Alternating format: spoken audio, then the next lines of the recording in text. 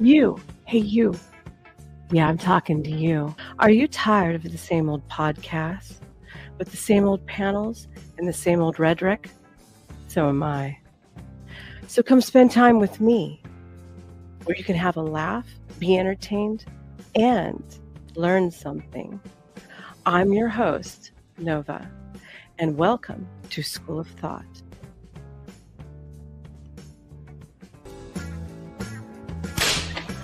Class is in session. Well, hello out there in radio land. Oh, I'm sorry, YouTube land. It's another evening, a little late and a little unplanned, but here we are yet still. And we have a lovely panel of guests coming up. We have Princess and we have Shane. We have Trippycast coming up, Sean Weiland, Shane, and we have Bandit. We're going to be doing a little bit of a panel on us conservatives versus some of the Democrats, which is perfectly fine. We're going to keep things nice and civil, but fun. Yes, definitely fun. A little bit. Yes, a little bit of fun. And we're going to take a look at this video about people losing their minds after the political election. Yes, we are. So, Princess, how do you feel about the election? And Kamala, give us your thoughts. So, thanks for having me on the stream. Sorry, I didn't bring my apple for the teacher today. It's okay. That's all right. I won't put you in the corner today, honey. Those who are my dunce hat in this case, maybe. But those who don't know me, I'm the Princess, fellow streamer, Kamala voter. Unlike some people in the video that we're gonna watch later, I'm not like completely seething. I think you shouldn't really like build your whole identity and happiness on like who's going to be president. I think it's like a recipe for disaster. That. Absolutely. Yeah. But the person I wanted to win did not win. That being said, I think I'm a little biased, or I think I realize I'm kind of an echo chamber where I do these political debates. I'm on YouTube, like so I do a lot of debates like on policy and stuff. Mm-hmm. I wonder if anyone disagrees. I think the average person doesn't really care that much about the specifics about policy. I think they're going more based on vibes. At least that's my opinion. I'm curious, how do you guys feel about that? Shane, you go first. I think he's right. I think there's like a good 10% on either side of the spectrum that really cares about everything to do with politics, but everybody else is somewhere in the middle. Yeah. I think listening to, I think there is an echo chamber on both sides. I think the left, I think, gets stuck in its bubble a bit too much. I think it needs to, and I mean, it's healthy for both sides to hear each other out, you know? Yes. There has to be communication, because without communication, you're left to barbaric measures. So I'm all about communication and being fair. And quite frankly, I don't think anybody should wrap any of their personal identity in something that does not really involve them and is mostly, for the most part, out of your control. Mm-hmm. Exactly. I mean, we have very little control over this entire thing. So, you know. And I mean, you can't be driving yourself crazy every 2 to 4 years on this thing. No. When I was a little younger and I first started getting into politics, I was, way too involved. And the older you get, the more you realize, holy shit, I have no control over any of this. Really, seriously. The passion is there from being, really, 18 to 24 or something like that. But for the most part, you're just kind of ignorant to how things really work. It's like about the electoral votes and everything else, It's hard not to get jaded by the process as well, Yeah, I agree.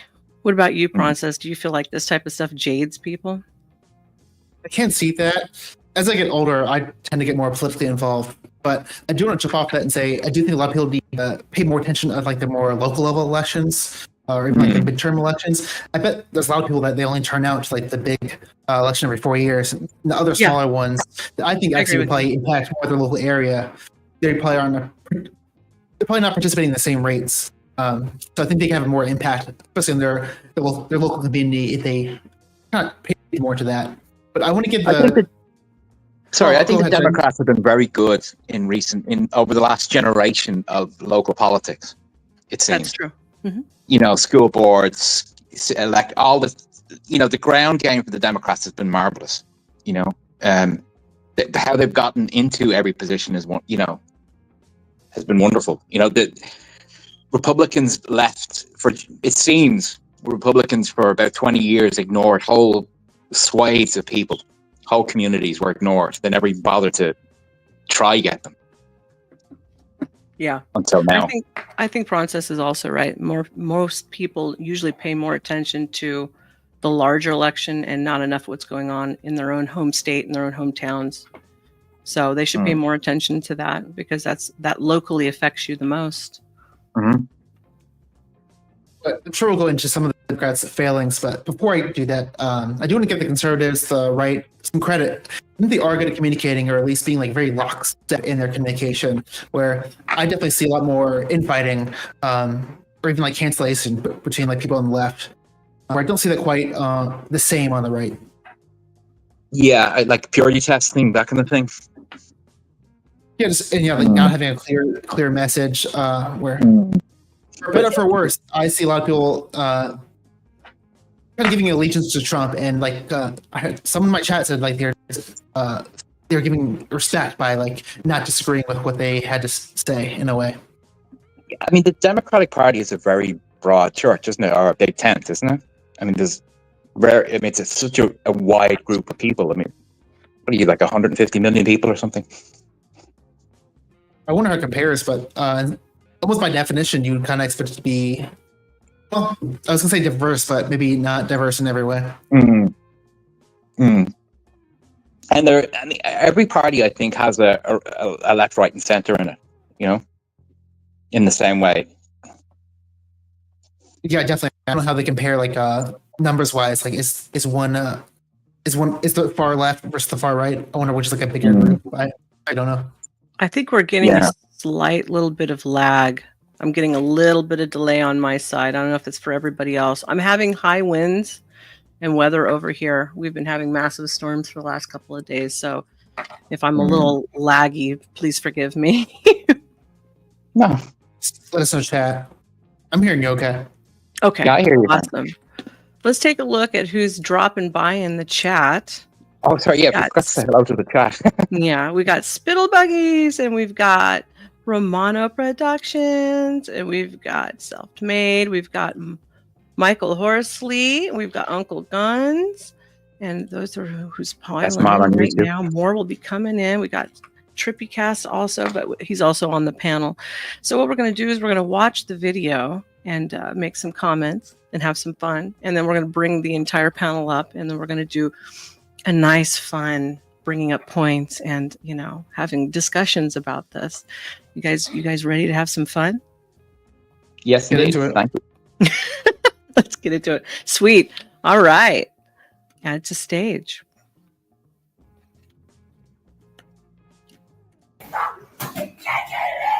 Stop. Damn. Oh, damn. Well.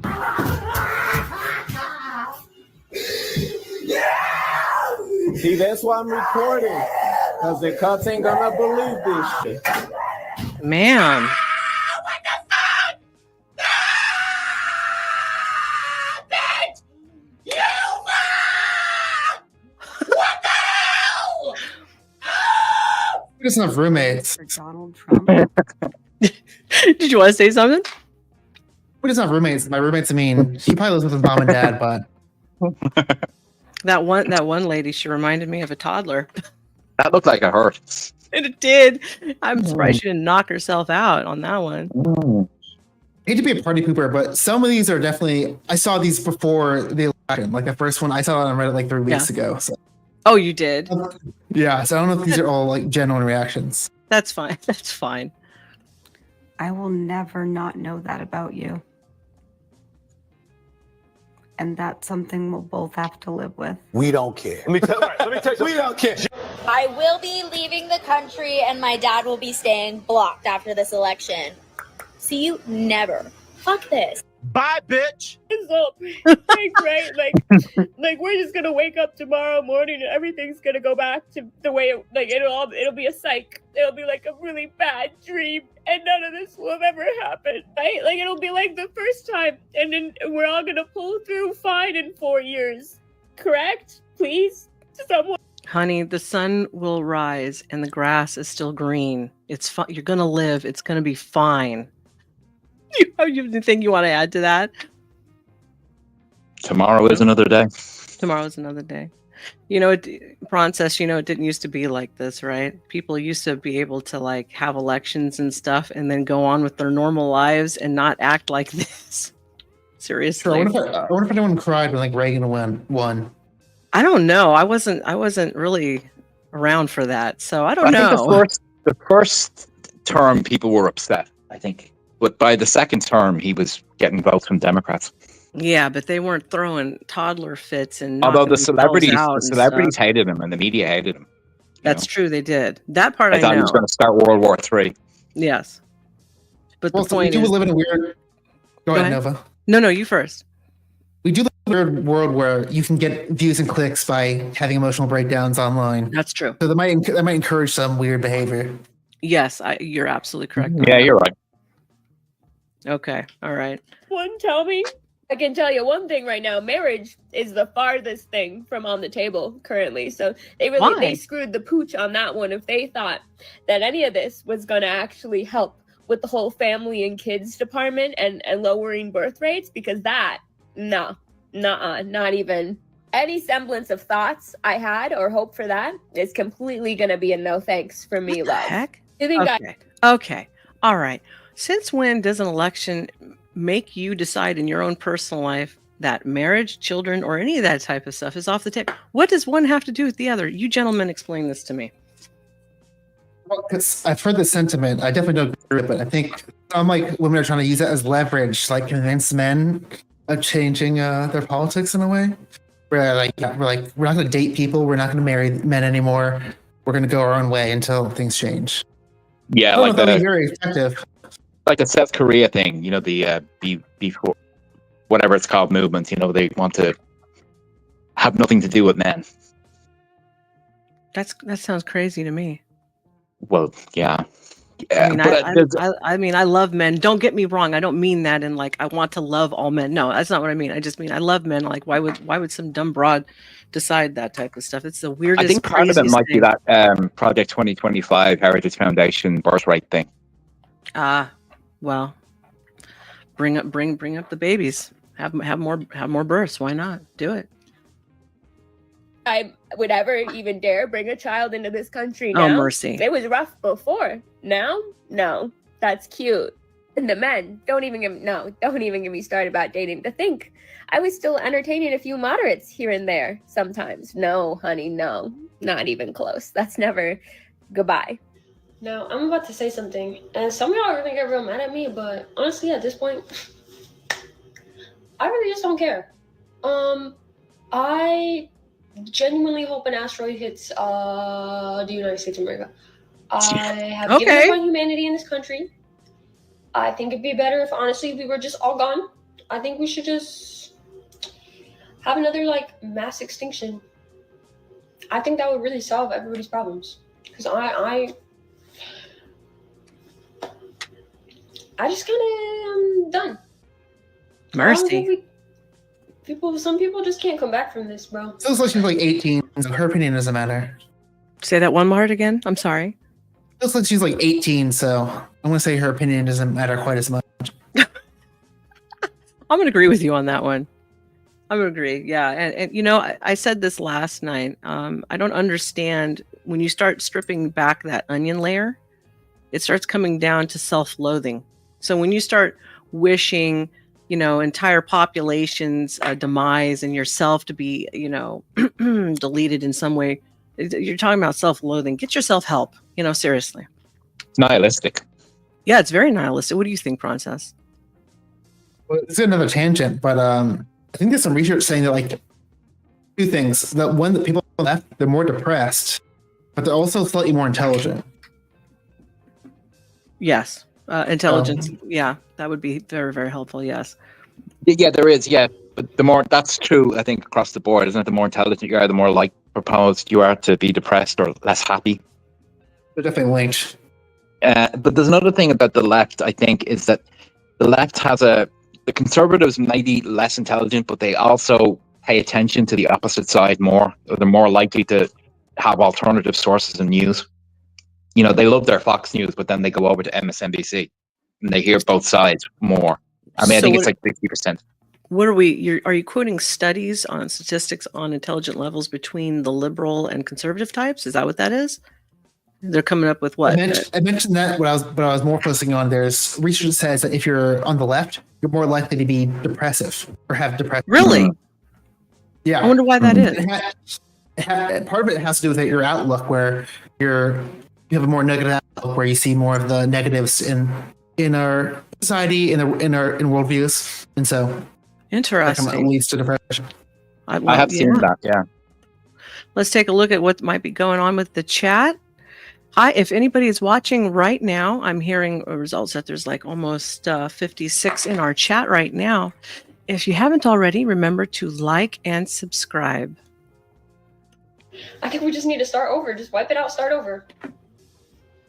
That's how God would do it. That's how God would do it, just saying. Me and my family are leaving. Just talked to my mom about it. We're leaving. We're seeking an asylum somewhere else. But I just want to say this. In the states where the votes mattered the most, 69% of white women in Pennsylvania voted for Donald Trump. And then I believe it was like 67 or 68% of white women voted for Donald Trump in like Michigan. And all the other swing states where it really mattered, white women came in, turned up for Donald Trump. Black people, hear me and hear me well. This is not going to work out for us. It's not. I'm leaving. I'm not staying for the Handmaid's Tale. I'm not. And not only that, our rights are gone as we know it. So Donald Trump literally said he wanted to take it back to a time specifically where Black people's votes didn't matter.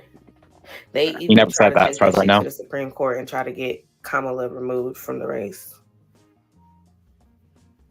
Oh, I don't think that's Kamala, true either. You know, she should have helped me with my child support. Well, you know, hey, she didn't win. Congratulations on that part. But you do understand that with no abortion rights, you about to beat the pappy. So, you know what? If this is what y'all wanted, I'm happy for you, America. I'm happy that y'all got the results that y'all wanted since he won the way that he won. I'm happy y'all got what y'all wanted, but I am leaving. You know what they say, if you don't like it, you can leave. And baby, you ain't got to worry about me. You ain't got to worry about me. I was just walking down the street to go get my medication because I'm out and I need it for today. And I saw a woman walking her 2 kids, and she had this look on her face. And I looked at her, we made eye contact, we both kind of nodded. Like we were both just devastated. And you could just tell in her eyes. I want to let everybody know right now we have actually 106 people viewing us and in chat. Welcome, everyone. So we've hit the algorithms. Thank you, everyone, for participating and watching and visiting us. I just dropped Process's link into the chat if you would like to visit him. He has a lot of great content and speed dating. So go check him out. Almost at 500 subs. Help me out. Woohoo! He's up to 500, and I'm climbing behind you. I was laughing because someone in back chat said, "What a surprise! She needs medication." She might. I don't know. I don't quite get her decision for that door knocker in her nose either. That one's it's a little much, but if she likes it. Yeah, they're always red flags, aren't they? Well, I mean, I don't know if I say it's a red flag. It's a personal choice. One that I would not do, but to each their own. Imagine when you start getting older and then that hole starts to droop and get bigger. No, thank you. Ooh. Goodness.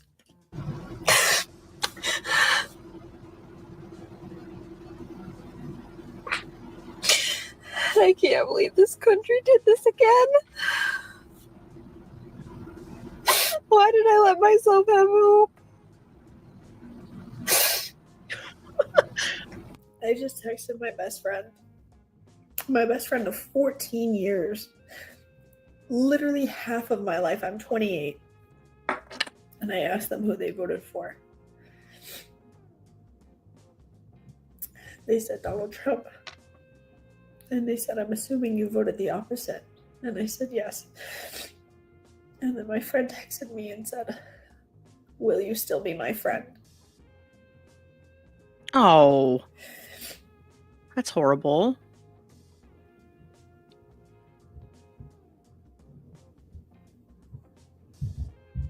Have you heard stories where like people are getting threatening divorce because like their husbands voted for Trump? I've heard it over wives too, but I would probably say I've heard it a few more times, especially in the past. Maybe wives, but I've definitely heard husbands also filing behind it.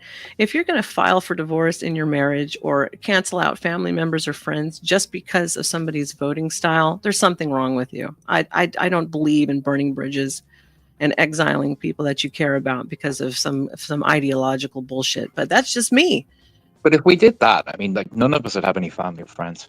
I know that, and you sit back and you're all by yourself with your cat or your dog. Or your house plant, whatever comes first. And even me being here, I'm a leftist, but I try not to be in an echo chamber. So I like to surround myself with other diverse ideas. So yeah, I'm doing that right now. Yeah, you are, and we appreciate it. And I We think do. all these We really people, appreciate you here. they're happy to be here. I think I'm seeing a theme where a lot of these women think, like even one said this earlier, where they're gonna make it a. What's that movie where they wear like all white dresses? Oh, The Handmaid's Tale. Yeah, Handmaid's Tale or whatever. I think that's definitely exaggeration. I would not be surprised if Trump never does anything on the federal level touching abortion, but hey, I could be wrong. Yeah, I don't think he even could if he wanted to. You just mean legally? Or Well, like, I mean, it's populist wise. I mean, it's out of the. It's not in the federal government's hands anymore. It's a state matter now.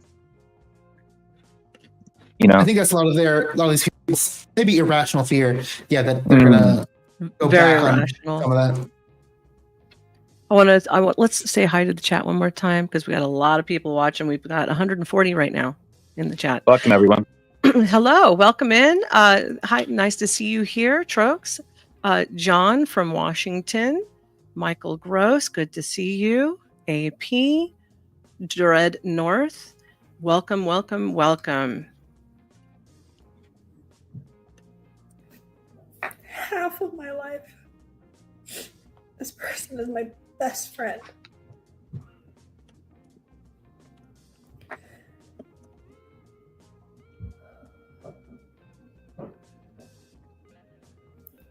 To answer your question, Dread, I always welcome in my crew members and anybody who's coming into chat. So welcome in. It's nothing too special, but you're special to us. I don't even think you fucking assholes realize what you did. Now because you elected Trump in office, I gotta go and spend fucking less for gas, less at groceries, have a savings account that my kids can actually be proud of. We could actually do something with it. I don't know, maybe like a vacation to Florida or something. Who knows? Now I gotta get used to a strong economy, secure borders, no new wars. What kind of shit is that? Make America great again. It is not over for Kamala. And all of you celebrating a Trump victory before the votes are even fully counted, may I remind you that a lot can change at the last minute. And even if we do fail to win the presidency for Kamala, after all the work I've done for white dudes for Kamala over the last few months, we will return in 2028. Kamala 2028 will be the greatest political comeback the world has ever seen, not just America, but the world. And I firmly believe that Kamala is still the best person in the whole of the United States to be the president of this country. And if we band together now, if we pull back some of those white dudes, Yeah, he's definitely being sarcastic. Gosh, I guess so. White dudes for Harris campaign, we can make a permanent change. We can put the MAGA crowd away. I don't think Kamala is going to be running again. I think I don't think so either. I am dispirited by what has happened, but we can't just give up. We can't just stop now. It's God. so close. It was so close. so much hate in this country. Oh, mercy. So much hate and misinformation. What hate? I don't hate you, sir. I don't even hate Kamala. I don't hate any of these people. I don't. Let's read what Michael Gross said. Kamala 2028, you can't make this shit up, he says. Guys have any comments to say about that? Yeah, I don't see her running again. I don't see her running again. Yeah, I don't think it's going to happen. I think she had a chance, and she's not going to be seen again. I don't think she's going to show her face again either. I mean, I wouldn't. I mean, it was kind of embarrassing. I mean, I can see her writing a book and going on tours and things. Absolutely. Michael Gross says, "I'd hate myself if I acted this way." So would I. I'd be wondering, God, when did I stop being mature and reverted back to being? I really don't like how people will go online and spew their emotions. It's just, just crying in the car. It's your personal business. It's just crazy. I completely agree. But like Princess said, a lot of this sometimes is for views.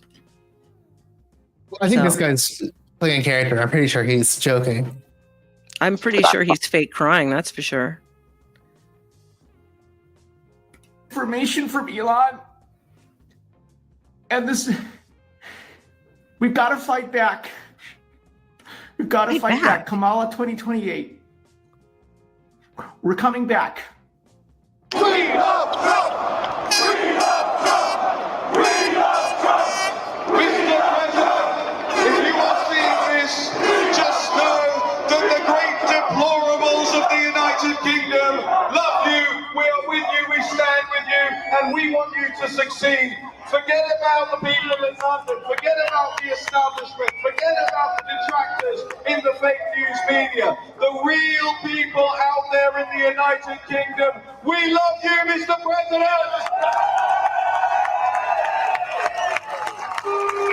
Yeah. Even across the pond. Yes, across the pond. Yes, AP. Well, if I didn't say it, AP, welcome in again. And Observer, nice to have you here.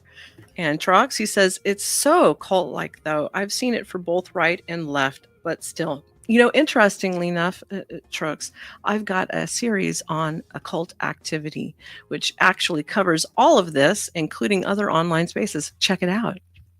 Already, I have lost 2 friends today because of this election. Not because we had a difference of opinion, but because they're dead. No, I don't think y'all get it. I just woke up and I found out that the big motherfucking orange, stupid Oompa Loompa motherfucking ass is back in office. Damn. I broke up with my boyfriend last night because he told me he regrets meeting me because I spoke about how I should have my rights. And then I have to go plan a Disney trip. Should be fun, should be graceful. No, wrong. My family has been in a war for the past 2 weeks with each other. We're not on good terms. None of us are happy. Okay? And let alone I have to sit for the next hour with my sister and her toxic ass motherfucking boyfriend. You think I'm doing okay? You really think I'm doing okay? Oh, God, her voice is so annoying. Her voice is very annoying. Yeah. I regret meeting her too. Fucking playbook. Why not? What else can go wrong? Give it to me, motherfucking world. I feel absolutely. She's so feminine. Isn't she feminine? Isn't she like the next chick that you want to befriend, be best friends with forever? Oh, she's wife material. She's totally wife material. Honey, you need to take a Claritin, number 1. Number 2, go blow your nose. You're talking out your nose. All right? You're driving me crazy. Absolutely so betrayed by my country right now. And it's so frustrating. I don't even know what to say right now. We tried, okay, to everyone from other countries that are saying America failed. We tried. The system is inherently flawed, and we tried. And to anybody who follows me on TikTok, if you are happy about the results of the election, unfollow me right now. Get off my page. Do not talk to me. I don't care if I've known you for years. I do not want to talk to you ever again. The fact that you would purposefully vote for somebody who wants to take away my rights as a woman, don't ever talk to me again. Quick question. So does anybody... She voted, didn't she? I think she still has most of her rights. I mean, what the hell is she talking about? Nobody took her rights away. You can still get an abortion if you really needed one. So, what rights are they talking? Frances, what rights are they talking about? Did I miss something? I'll say it depends what state you're in these days. I think you can get abortion pills in all 50 states.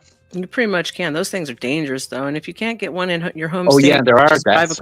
you can drive across the border and get another one somewhere else. So, and medical ones are still available. Imagine that also.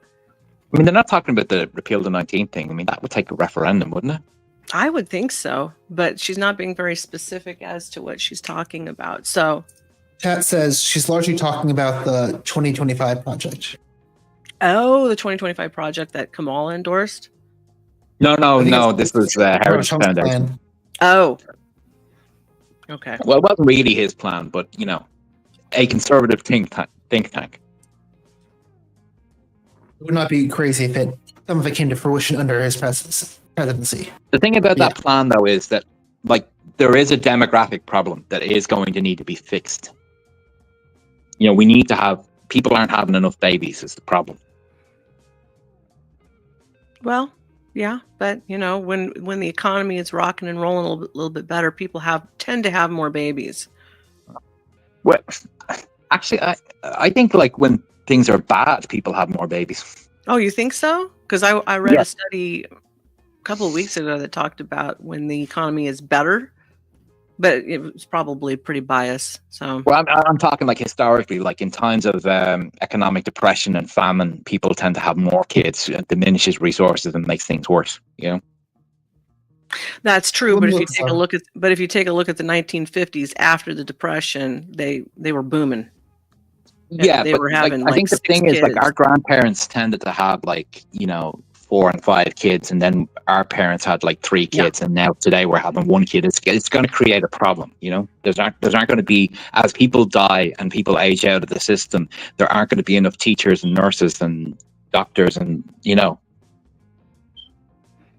going to be a big hole in the tax base. During the Great Depression, the population in the U.S. slowed significantly. So I don't know.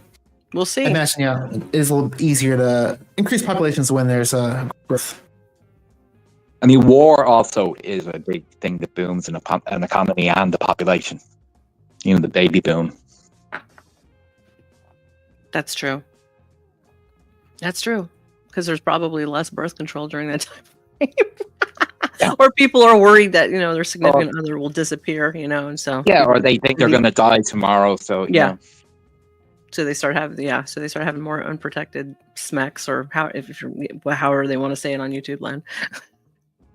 Anybody know how to find or hire a hitman or She has woman? pretty eyes. Because we don't want to be sexist. So, but I think we could pull this off collectively. If you want to chip in, DM. This chick, she should expect a visit from the Secret Service. Really? That's a crime. Forgive me for being a little That is a emotional crime, here, yeah. But what the fuck is going on? People in the future are gonna look back at this time and they're gonna be like, what the fuck? What the fuck happened? Because we were progressing. When Obama got elected, I really feel like we were progressing. We were going in the right motherfucking direction. But then Trump comes in and he gives a voice to the voiceless. He gives a voice to the criminals, to the racists, to the white motherfuckers who want to be back on top.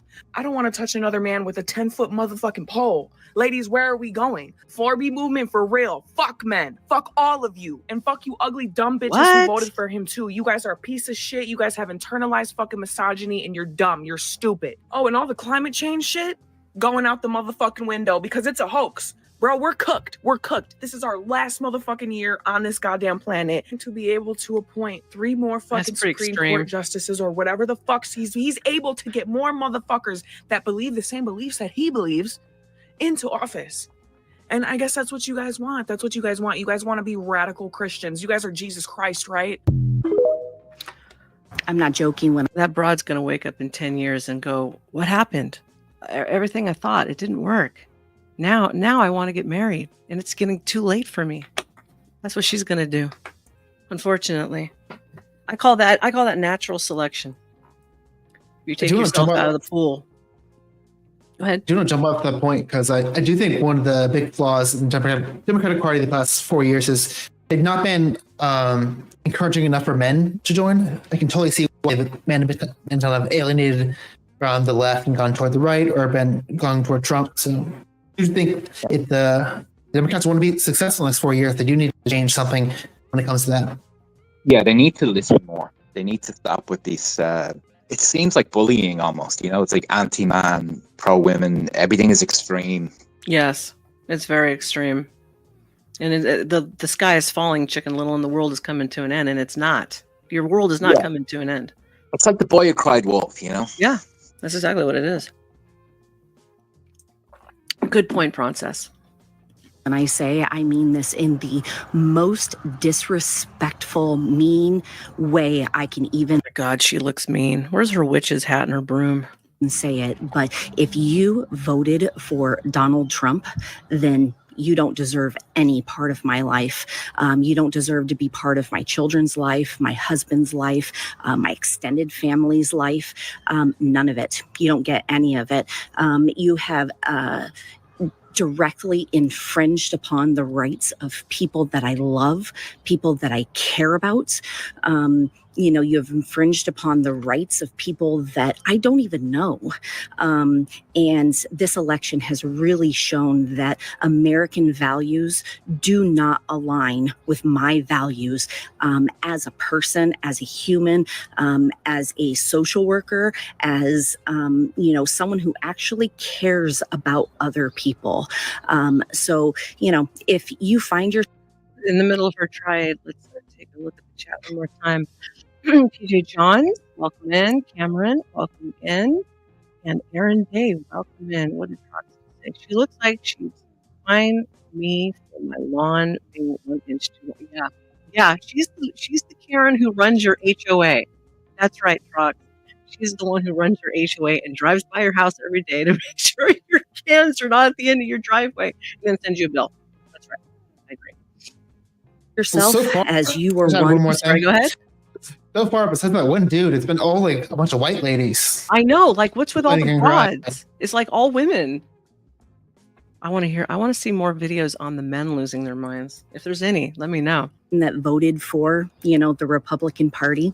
No, thank you. What is wrong with you?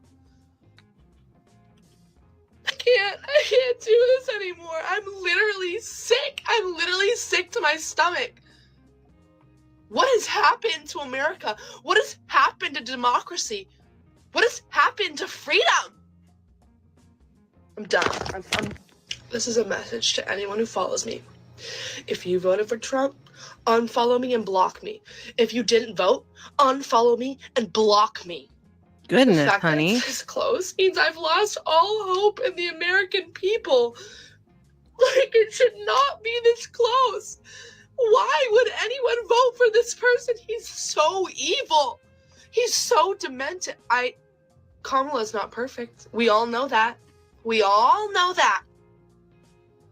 She is not a convicted felon, rapist, crazy fascist, dictator, psycho. I think Mercy, give me 1 second.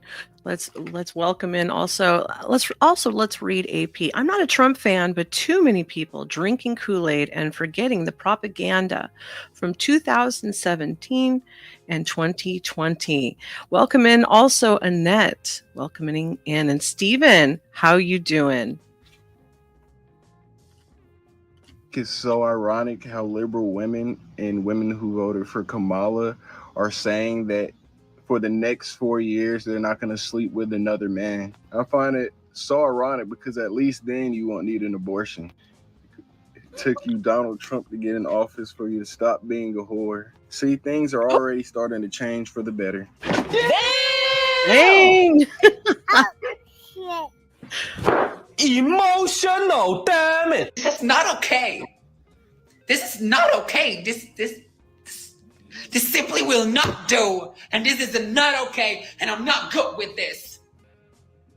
This is sick. This is sick.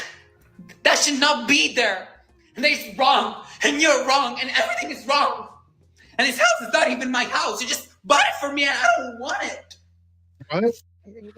I don't know, but that individual needs to eat something. He would feel much better. Seriously. He looks sick. Yeah, he looks very sick, and he needs to eat something. He will not feel like that. His emotional stability will greatly improve. Part of all of this is just like thinking about all the men who were just like, the economy, woman in my life. The economy, woman in my life. The economy. Let's also welcome this individual. Your thoughts? How you doing? Mohammed, welcome in. And what are your thoughts? Well, I think I missed somebody. Did I miss anybody? A-Trax, nice to have you here. And Anthony, nice to see you. Oh, Charles, welcome in. Another NBC News exit poll in Wisconsin suggesting, this is Dasha Burns of NBC News, suggesting that Trump has doubled his black support in Wisconsin. Wow. Trump is polling apparently about 20% of the black vote versus 78% for Kamala Harris. 4 years ago, he won 8% of black voters in Wisconsin. I mean, you're looking at, you're looking at identity realignment happening in real time in this election cycle. Well, look at her hair. Didn't go the way we had hoped. Not at all, or expected. Yeah, I mean, for him to win the popular vote? Are you kidding me? I did not know our country was that full of racist bastards. See, it's talk like that that cost them the election. Pretty much. It's going to be an all-out war on the LGBTQ plus, on women, on people of any color other than Blanco or Blanca or whatever. No, they don't care about the Blanca. Super Blanco. Yeah, so better go out there and get you a Bible because you're going to be needing that shit now. Oh, no, we, you know, if they follow the Handmaid's Tale, we can't read. Oh, that's right. Yeah, Mama, we'll get you saved. No, I'm just kidding. Welcome in. I don't think neither of XG. them have to worry about the Handmaid's Tale. Yeah, No, you're right. I don't think so either. Welcome in T. Johns and XG83.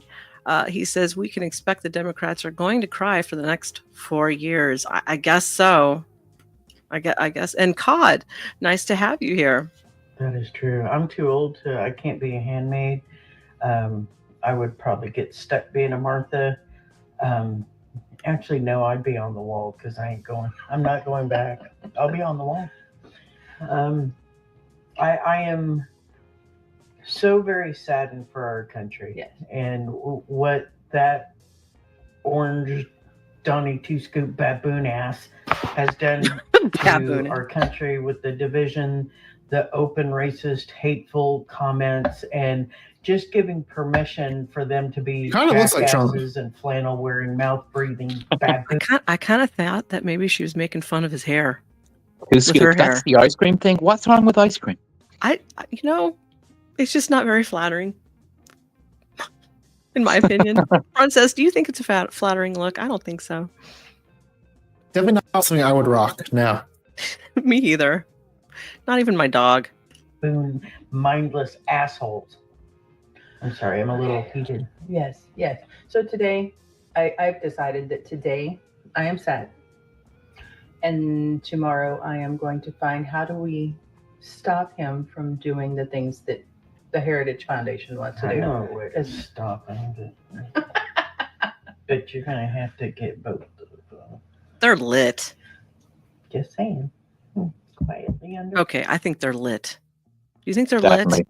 Yeah, There's some alcohol in those cups. Yeah, there's It's not definitely water. a lot. Do they want to share? I mean, I could use a drink. These people are making me nervous of all this hatred. Well, let's welcome in Source and Building. And also, I saw another name up at the top. Where did it go? Cod. Nice to have you in. Under my breath. No. It might be a wait and see kind of thing for a minute, but I guarantee you there's people that are out there ready to fight. The whole our rights. world is looking at America going, what the fuck? He's made a laughing stock of us. And And all you MAGAs, one day you're going to regret what you've done because it's going to come On home the to you world, as well. they're completely wrong about that. Like, the you, world thought that Biden was a laughing stock. Donald Trump is president, and I think all women should Did you stop want having to? sex. Did you want Princess to comment Well, on no, that? just- What do you think? They both have their issues. I'll just say that. Yeah. Do you want to add anything to that? Well liked across the globe. Shane, did you want to say anything to that? I think the leaders of other countries and the kind of political establishment don't like him, of course, but I think people actually like him. You know, I don't think this is the thing. I think that I'm not saying, when I say liberal, I just mean people like this. You know, I think they have a completely wrong idea of what conservatives are, who they are. They don't actually hate them. You know, they might disagree with them, but they don't hate them. They don't mean them any harm, I don't think. No, I certainly don't. Princess, did you want to say anything to that? You're not harm, but I have been reading up this the specifics of the Project 2025. There are some concerning things in there, but I hope I'm right in this because I think Trump's going to be a recurring theme where he makes big promises, just like the wall, but doesn't actually do very much when he's actually in office. So I hope he does not actually do some of the stuff that like the Heritage Foundation wants to happen. Yeah, but that's just one think tank. I mean, it's one paper. But like when we look at the left and their, like, say, their Project 2030, you know, their UN stuff, like that scares us in the same way. You know, and it's been going a long time. We have competing ideas of what we want the world to be. But it's not. I think it's the fighting about it is making it worse. You know. Also, I think we can disagree a little bit more after the video. I'll say that. Sure. Okay, I'm going to say hi to the chat one more time. Let's see. Nugmet, nice to have you in. Imp Dave, Shrapnel, good to see you again. And so many more that are watching right now. I remind you that if you're watching and tuning in with us at here School of Thought in our panel, to please remember to like and subscribe. For the next 4 years in protest and protection of your bodies. As we know, if that little baby inside you gives you any trouble and you need an emergency healthcare, you're fucked and you're gonna die. I think that is sufficient enough reason to stop having sex. Don't you agree? This vote wasn't a vote for Americans. This vote was for men. And unless we want to become the Handmaid's Tale, then us women need to protest because this is some buttery bullshit. I'm sorry to the women and minorities who aren't going to get the help that they need in the next 4 years. I'm sorry for the people who are impoverished who are just going to keep dying from starvation and lack of healthcare and lack of governmental support. She don't look like she's starving. She looks like she's pretty well fed. Most people... I mean, come on now. Except for that one poor individual who looks like he needed to eat something. Everybody looked pretty well fed to me. Princess, what do you think about what she's saying? Well fed. I'm chewing right now. Give me a minute. Okay. I'll hit play. People are actually praising this guy, and it's a freaking joke. Look at the states he won. You won't catch me there. You'll catch me in New York City. And I'm sorry to all the women who are going to suffer in these bumpkin-ass, small-ass little towns because of this. Reason why I'm a New Yorker and always will be. Fuck Florida. I voted. Yeah. God. And it was weird because they wouldn't let me leave unless I voted, and it wouldn't let me select Trump. No way. Yeah. So I'm literally telling you, like, I just voted Kamala. You don't vote for anybody if you're going to vote for that piss-ass cunt. But the thing is, damn, they wouldn't let Grandma! me leave. And I was... Grandma's brutal. That was So funny, freak right, out Princess? on I the- saw you laugh. Funny, but it's a freak out on the other side. It's a Trumper freak out. Shane, grandma's Calling grandma. Yeah, vote for grandma next year. Next term, Right, I vote well- for grandma. I bet Grandma's really happy now. I was literally sitting there, like, in the booth. It's the law. They would have to let you leave. That's ridiculous. That's ridiculous. You can't. Don't even tell me that. I can't. I won't even accept that. I'm sorry. Was something wrong with the machine? No, I'm just fucking around. Aw, he's faking people out. What a stinker. He's being a stinker is what he is. He needs to get rid of that mustache too. I don't know how I feel about that one. Yeah, it's very 80s, very Tom Selleck. It's a little cop 80s for me, but rock it, I guess. Mustaches also in. Well, if everybody likes mustaches in the chat, type 1 if you think that mustache is in. In the meantime, let's say hi to Post Idaho and Jesse Irwin. Good to have you in. We're glad to see you. All right. Here's the part where we are going to start introducing our panel and having some fun. Let's add Trippy to the stage. Boo. Boo. Let's add Bandit. And what's going on? We've got somebody by the name of Hornet. Yes, I've invited Hornet? them. Okay. That's I think available right now. Okay. And Sean Weiland. Good evening. And my good friend Dan. God, I feel like I was sitting in the back for 50 minutes. I am so sorry. I had to do my job, man. Do my gig. You did quicker than I would have. Oh, okay. All right. So I got a question. I want to start off by asking Bandit. Bandit, are you happy with the election outcomes? You are from Pennsylvania, and in your opinion, why did the stock market and crypto hit all-times high? Let's start with that. Is Bandit there? Bandit? Holy crap. Bandit? Okay, Bandit's not there. He's probably napping. He's probably napping. All right, well, let's Yeah, start he with doesn't lie. let's start with Prancess, and then we'll work our way around. Prancess, how? Let's state for the audience one more time. How did you feel about this term's elections, and what do you think could have been done differently by the Democrats? I'm definitely not exactly happy with the results. I voted for Kamala. That being said, I do believe in democracy, so that's what the majority of Americans want. I'm totally okay with that. I do think there's definitely some key mistakes made by the Democrats. I think it's a little bit difficult to say what that is exactly. We're so close after election. I'm sure everyone on YouTube is gonna be saying like, "Oh, here's my pet issue that was addressed, and that's why we failed." But there's definitely things that stick out to me. Earlier, I talked about the infighting in the party. I think that's definitely an issue. I think the right is way better at having like a unified message and kind of having Trump's back almost to a fault. I would say sometimes having his back too much, but that's something maybe we can look to for a big inspiration. There's failings in the Democratic Party. I think we've not done a great job at welcoming of men. I can totally understand why a lot of men have been driven toward the right or toward Trump supporters. Like a video we said earlier, I think like woman was like, "Fuck men." We saw a lot of anti-men sentiment in a couple of videos we saw, and so I do think we kind of need to address that. And on the left side, if you want to make some changes, because I think that's something we have to focus on if we want to make some more success in the next 4 years.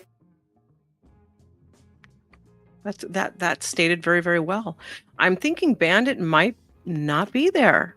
So let's ask Sean. I'm going to ask Sean the same question. He's also in finance. So are you happy with the election's outcome? And you are from Pennsylvania. And why? And why did the stock market and crypto hit an all-time high in your opinion? Yeah, I'm satisfied with the outcome. And there's an old adage of buy the rumor and sell the news. So it's speculative that everybody's trying to get into a position expecting the economy to actually take off under Trump. I'm hoping for lower interest rates, my God, and grocery bills. Or also even just better profits from companies. Yes. If you chart going back to 2008, the real economy's been flatlined except for the Trump bump. So people are hoping for at least a replay of that. Can I add and also there's probably a couple of reasons. One, I think this research like every election there's always a bump in crypto a little bit. Well, I think Trump has made some pro-crypto stances. I was just doing some live research. Apparently, he previously committed making America the crypto capital of the planet. And as Trump has previously proposed establishing a strategic reserve of Bitcoin, and his campaign even took crypto donations, where I don't think the Kamala campaign was doing anything of the sort. So I can see why some people might expect a bump under his term.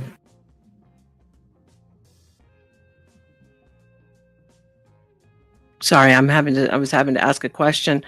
Well, Bandit says he's back, so let's also ask him how he feels about it, and then we'll start working our way from left to right and having any rebuttal comments. So, Bandit, are you there? He said he was back. Bandit, are you back? Okay. All right. Let's go to TrippyCast. Introduce yourself, TrippyCast, and let us know how you felt about the election this term. Well, I think I told you last night. I felt like if I didn't vote, that I'd probably do better. I feel like if I didn't vote for Trump, that he'd win. And look at that, I was right. Yeah. I think America made the right choice. You think America made the right choice? Yeah. Okay. Well, because in my opinion, it came down to more of the same, or possibly something a little bit different, or gotta work that nostalgia angle of the U.S. right now, because we're all about nostalgia in our media and everything else. So why not be that way with politics too, right? Yeah, why not? And if she would have got in, it would have been more of the same. Like, we didn't even let Biden go, or possibly worse. So I'm thinking, lesser of two evils. No, the lesser, not really lesser of two evils. Yeah. I like Trump. I like him. I want to be his running mate, but he already won, so I can't. Oh, that's funny. Yeah. You might want to wear a vest or something if you're going to be his running mate, honey. Just say. Yeah, true. Pew pew in your direction. That's only an Let's earlobe. welcome in. Hold on one second. Let's welcome in J-Scene and Robot House. Thanks for showing up. Have a good evening. Hey, do you hear me now? I can hear you now, Oh my sir. God. This is ridiculous. I'm so sorry, guys. It's okay. Did you hear the question? Yeah, can you repeat the question? I'm sorry. I was trying Hold on one second. Hey, Hornet, how you doing? How you doing? Wait, let me turn up my gain a bit. Hi, hello. Oh, that's There you better. go. There you go. are. Perfect. Let me also check your mic settings, and I'll pull you up also. Nice to have you here, Hornet. Yeah, Princess invited me. Yes, I'm said glad you guys you're here. Did some liberals, so Yeah. decided to come over. More Did. fun. Did you want to introduce yourself really quick, and then we'll go down the line? Yeah, I'm Avoided Hornet. I do video game stuff and sometimes Cool. politics or discussions just on YouTube. So go sub up. Oh, nice. You just do a 24-hour election stream? Yeah, I did a Really? 24-hour election stream where that was difficult because the election ended really early. But Yeah. sometimes It's true, it did end pretty quick. sometimes things don't work out. Takes stamina, 24 hours, man. It's a It long does. stream. Mm-hmm. But yeah, we had Princess, we had everyone on there. Go take a look. It was a fun time. Right on. We're glad Check to it have out. you here. I'll ask you about Paths of Exile maybe later. Based. Based, exactly. Yeah, right? me too. Yeah. That's cool. So let's ask Bandit, considering he didn't hear the question for the third time. I'm just kidding. I'm just playing with you, Bandit. I was asking you, considering you are from Pennsylvania, I was asking how you felt about the election outcome, and in your opinion, the stock market and crypto hitting an all-time high right now. What do you think is a part of that? All right, I'll go with Pennsylvania first. Okay. There was 200,000 Amish that were getting their husbands and wives to vote for the first time in Pennsylvania due to the Amos farm being seized through, or their Amos farm getting seized through the FDA. So that really got a lot of people voting for the conservatives on one part. Two, there was a massive campaign for getting people registered in Pennsylvania, the most I've ever seen. It's the same group that did the Charlie Kirk one in Ohio. So that was two things that were going for the conservatives in Pennsylvania. That's why it was kind of a blowout, because the numbers for registered voters they closed the gap about 2 months ago, and then they exceeded that once that happened. So they've been running with a positive voter campaign since then. And then the other thing is the amount of people that voted in Pennsylvania is the most I've ever seen. Like I think we're in the top either 2 or 3 states for voter turnout. So it was kind of good to see everybody voting. I haven't seen Pittsburgh go for a Republican in, I don't know, a very long time. So it's very interesting seeing what happened in Pennsylvania. Of course, my county had to vote for blue, but Isn't Pennsylvania like a kind of like a swing state, or is it usually Democrat? I thought it was normally Democrat. Well, normally it's Pittsburgh, Philadelphia, and Allentown are the 3 cities that make it purple. If you lose one of those, the state becomes as red as Kentucky. But those 3 states kind of make us purple, or cities, I should say. The rest of like PA is like very rural, right? Yes, but with 200,000 Amish voting, that basically wiped out Allentown, because they have roughly around 100,000 to 150,000 people. So that wiped out Allentown. So it was really Pittsburgh and Philly competing for the state, and that's why it went red. Oh. So the Amish turnout was insane, and that's one of the reasons why. Like if you look at Lancaster County, it just blew up. Interesting. Because last time in 2016, about 50,000 Amish voted. This time it's 200,000. It's 4 times as many people, and it's all because of that Amos farm getting raided. So. And a fact about PA, 30% of the births in Pennsylvania are Amish. So no kidding. Yes. So wow. In our lifetime, the state's going to be basically an Amish caliphate. But, it is what it is. Go Amish. Go Amish. They control the vote. Yeah. And then your second question with the economy. Yes, the markets. Okay. This week, as in 2 days ago, was the first time I've seen gas prices under $3 since Biden's been in office. So because gas prices are dropping and the surge in what Trump wants to do with the economy, you're seeing people starting to invest again. And that's why you saw the stock market boom, because people are seeing lower gas prices, which helps out everybody. And then on top of that, you have the potential for Trump. Now this is all on, FOMO. Trump's gonna increase the economy. I want to make sure I can, get ahead of this. So that's why you're seeing this giant boom right now. We won't know what's going on until first couple months into his presidency, but right now that's why you saw that giant boom, because everybody's like, oh my God, Trump's in office. We got some stability now. Now we're going to invest. Well, why do you think Bitcoin has hit, though? Why do you think it's hitting its all-time high?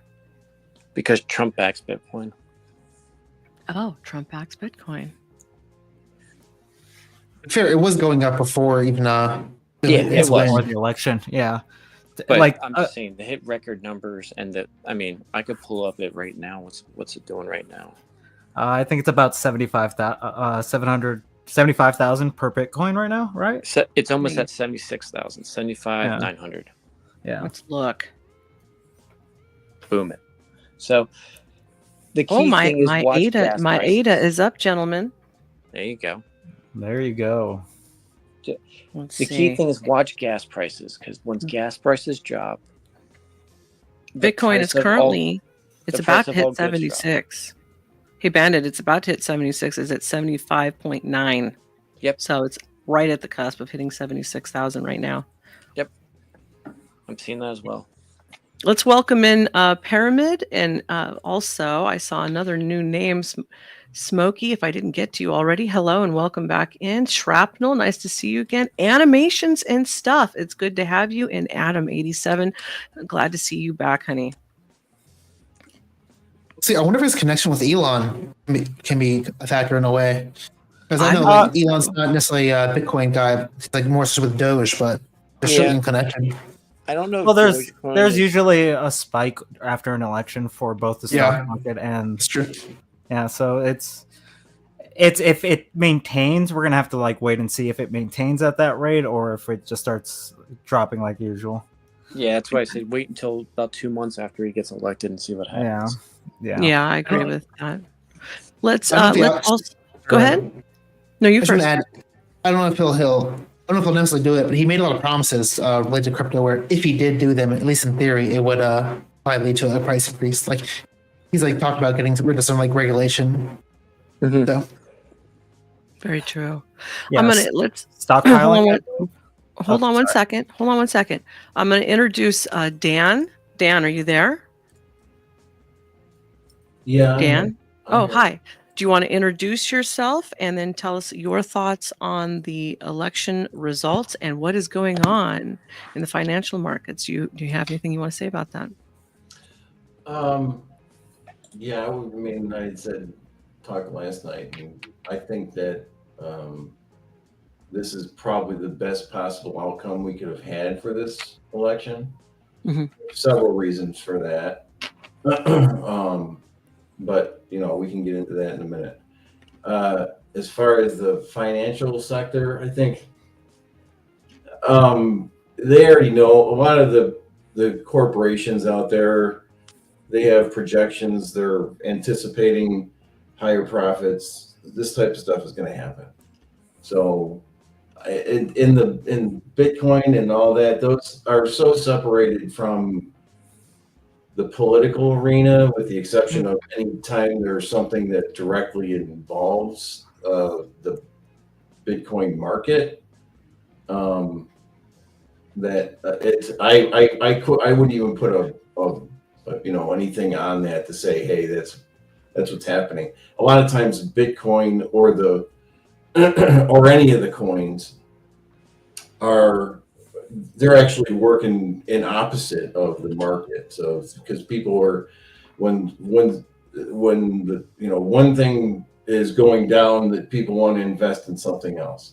So they don't, a lot of times they'll invest in coin, people that trust it. A lot of people don't trust it, but that's a different discussion as well. So And you mentioned that you have work in the polling, elections, and printing business. What did you see in the turnouts on the polls? Well, yeah, I work in printing, and my company prints ballots for both New York and Pennsylvania. And the main thing that I had seen this year was the amount of Republicans that started getting on board with the early voting, mail, and absentee ballots, which that ended up being something that was pushed by the Republican Party prior to this election. And I think that was one of the things that really put them, in the position where they are now. I think the red wave really happened in the early voting. If you look at the voter percentage of early voting and mail-in ballots, it was more than 50%. So more than 50% of the vote happened prior to election day. This is nationwide. Yeah, it was about like 70 million, if I'm not mistaken. It was more than that. It was, I think, 84 million. Yeah. Wow. That's some hella numbers right there. Yeah. In a lot of places, including Pennsylvania, the amount of early voters or people who requested it, I say early voters, I don't mean people that go out and vote early as much as I mean people that are getting ballots by mail. So we'll say mail-in ballots. A lot of the people that were requesting that, because that's how the measurement was gauged. They're assuming that people if you're a Republican and you're requesting for a mail-in ballot, you're probably going to vote Republican. if you're a Democrat, you're probably going to vote Democrat. That's how that was the assumption. So they had this whole idea already before. So a lot of Republicans already had this whole thing planned out, assuming that they were going to win. If you listen to some of the pundits, they were saying it, 2 weeks ago. But nobody wants to, project anything except for the mainstream media, which they all are eating. In your opinion, Dan, how many mail-in ballots were requested this year? Would you have any idea what that number would be? Approximate? Oh, I wouldn't know. I could tell you for what I know based on what we do at my company. Yes, please do so. We do at my company. We do in Pennsylvania. We do Philadelphia, Allegheny, Montgomery, some of the biggest counties, right? Mm-hmm. And we did between absentee and mail-in ballots, we did about 1.1 million. Dang, that's pretty good. Yeah, how many states would you say that was? There is some. We did about 1.3 total, and there was a lot of them in New York State, but we don't do New York City anymore. We used to print for New York City, so we didn't get a lot of those. I'd say we probably had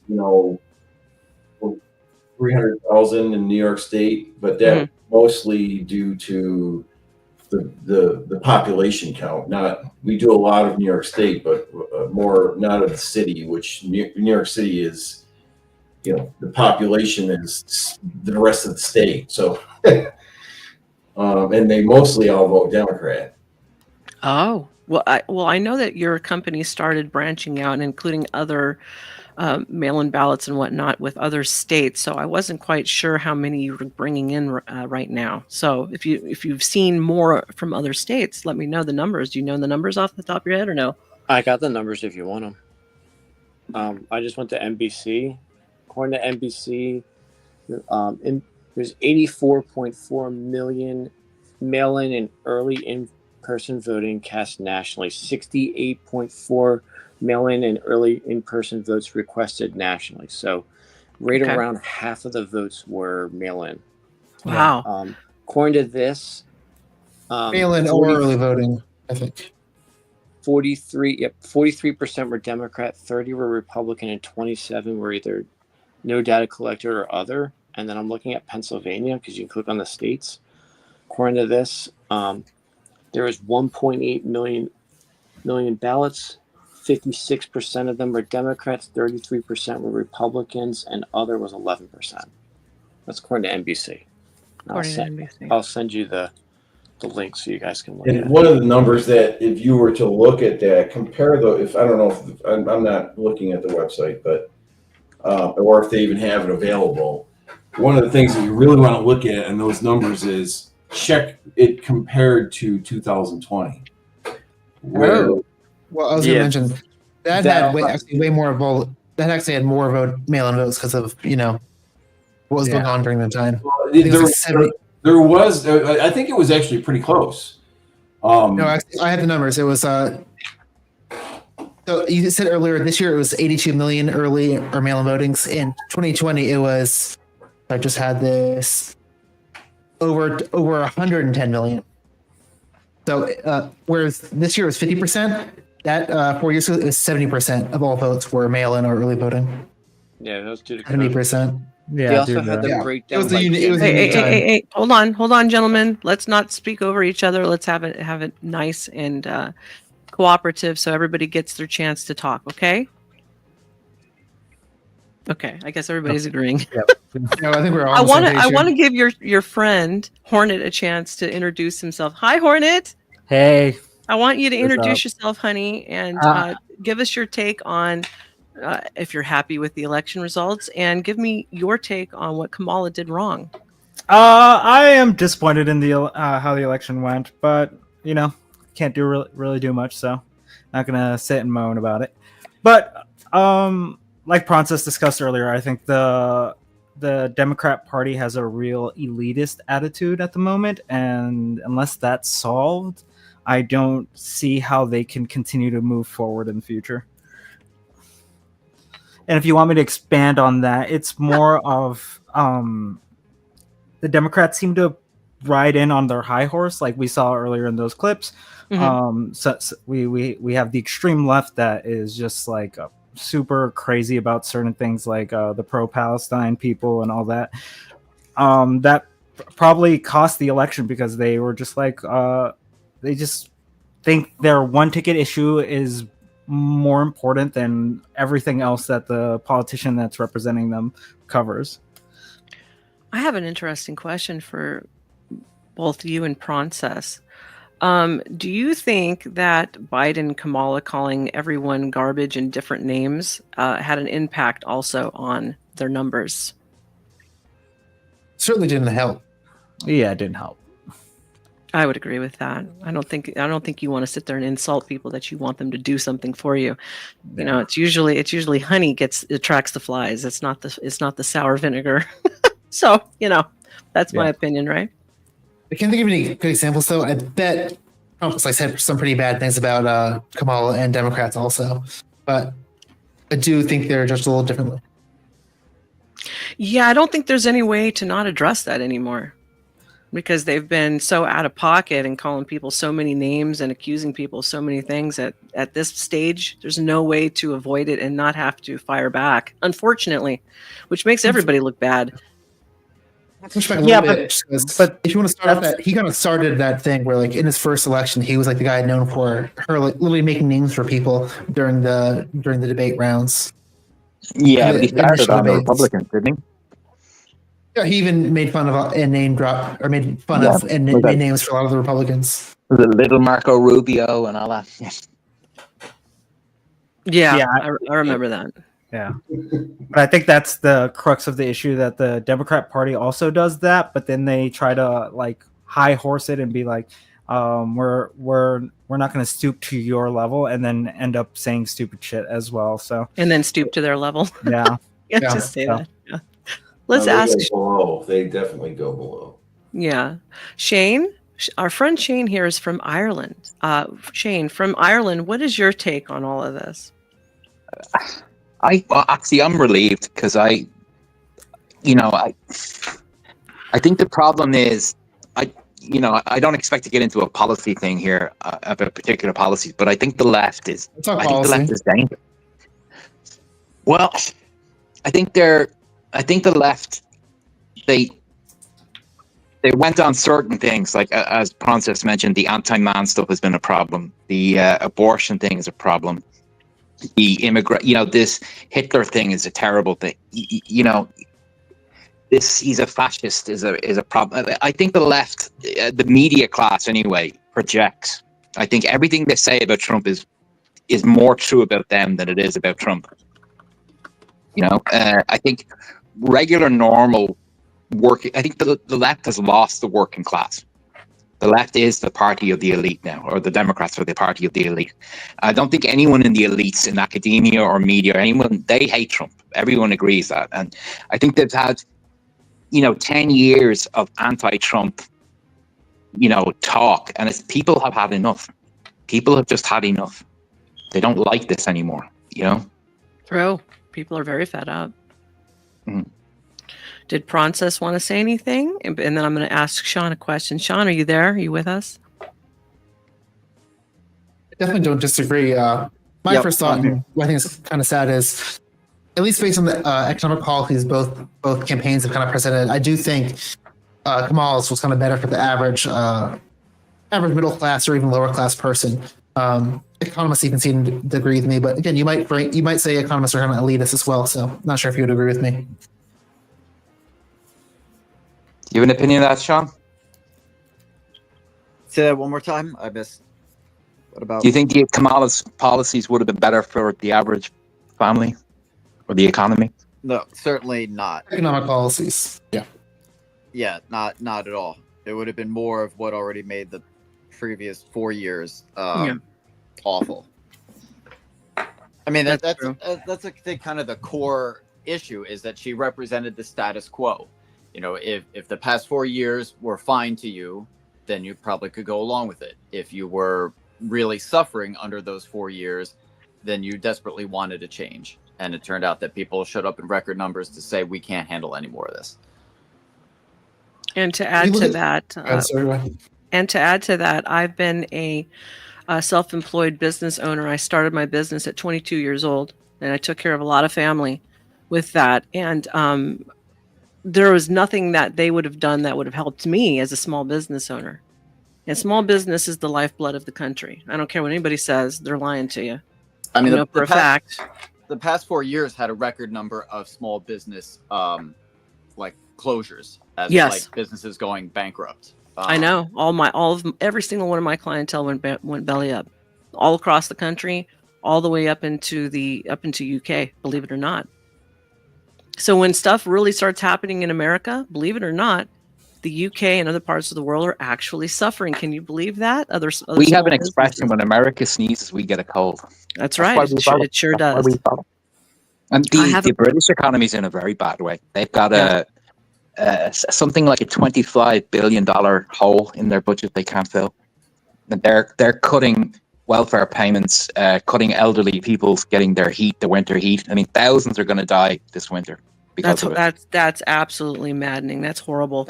Let's touch back on that, but I want to ask Sean a question.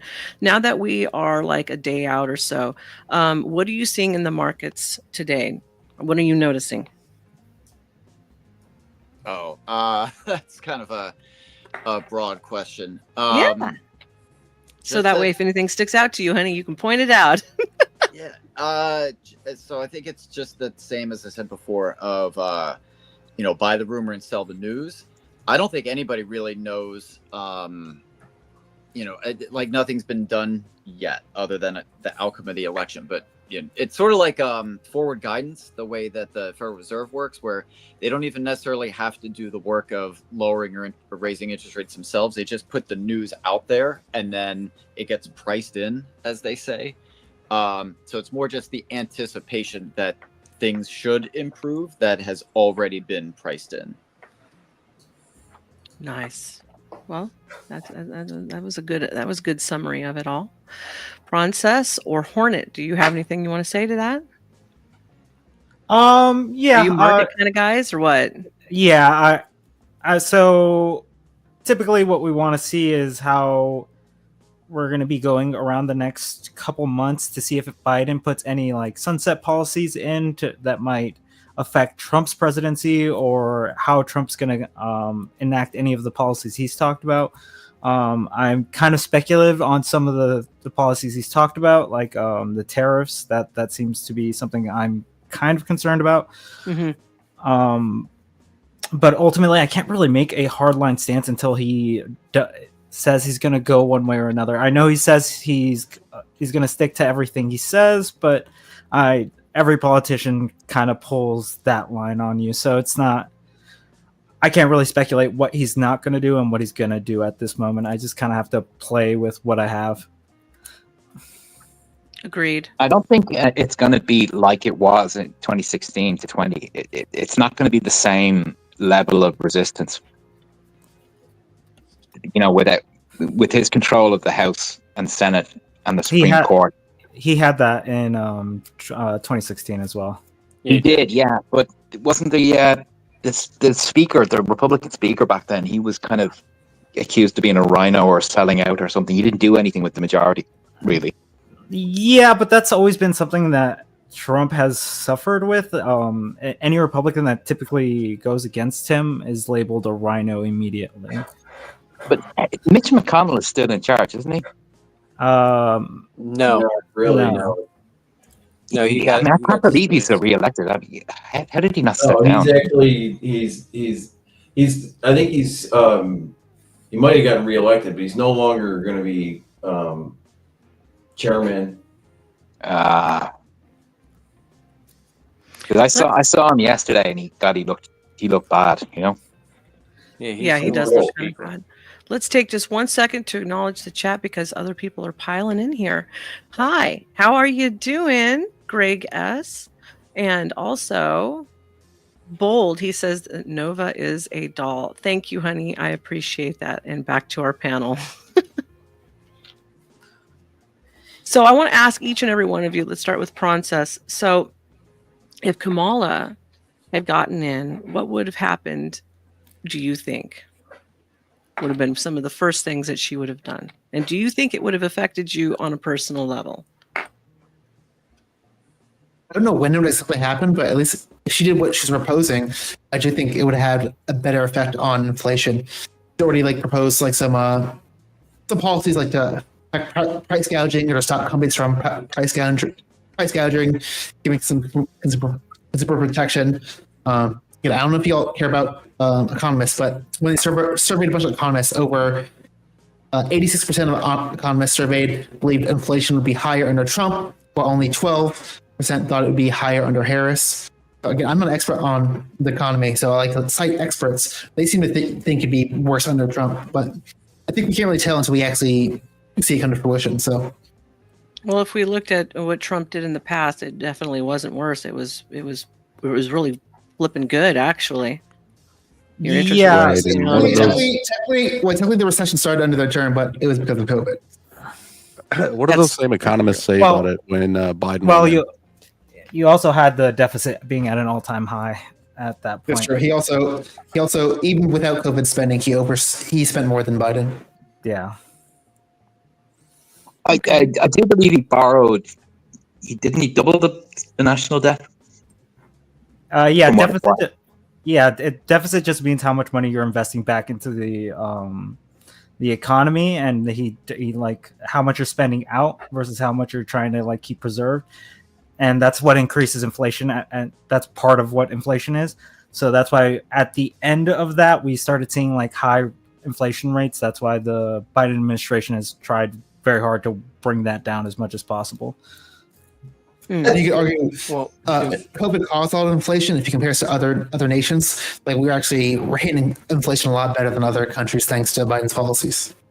Let's ask the two financial advisors what they think about it. Let's start with Bandit.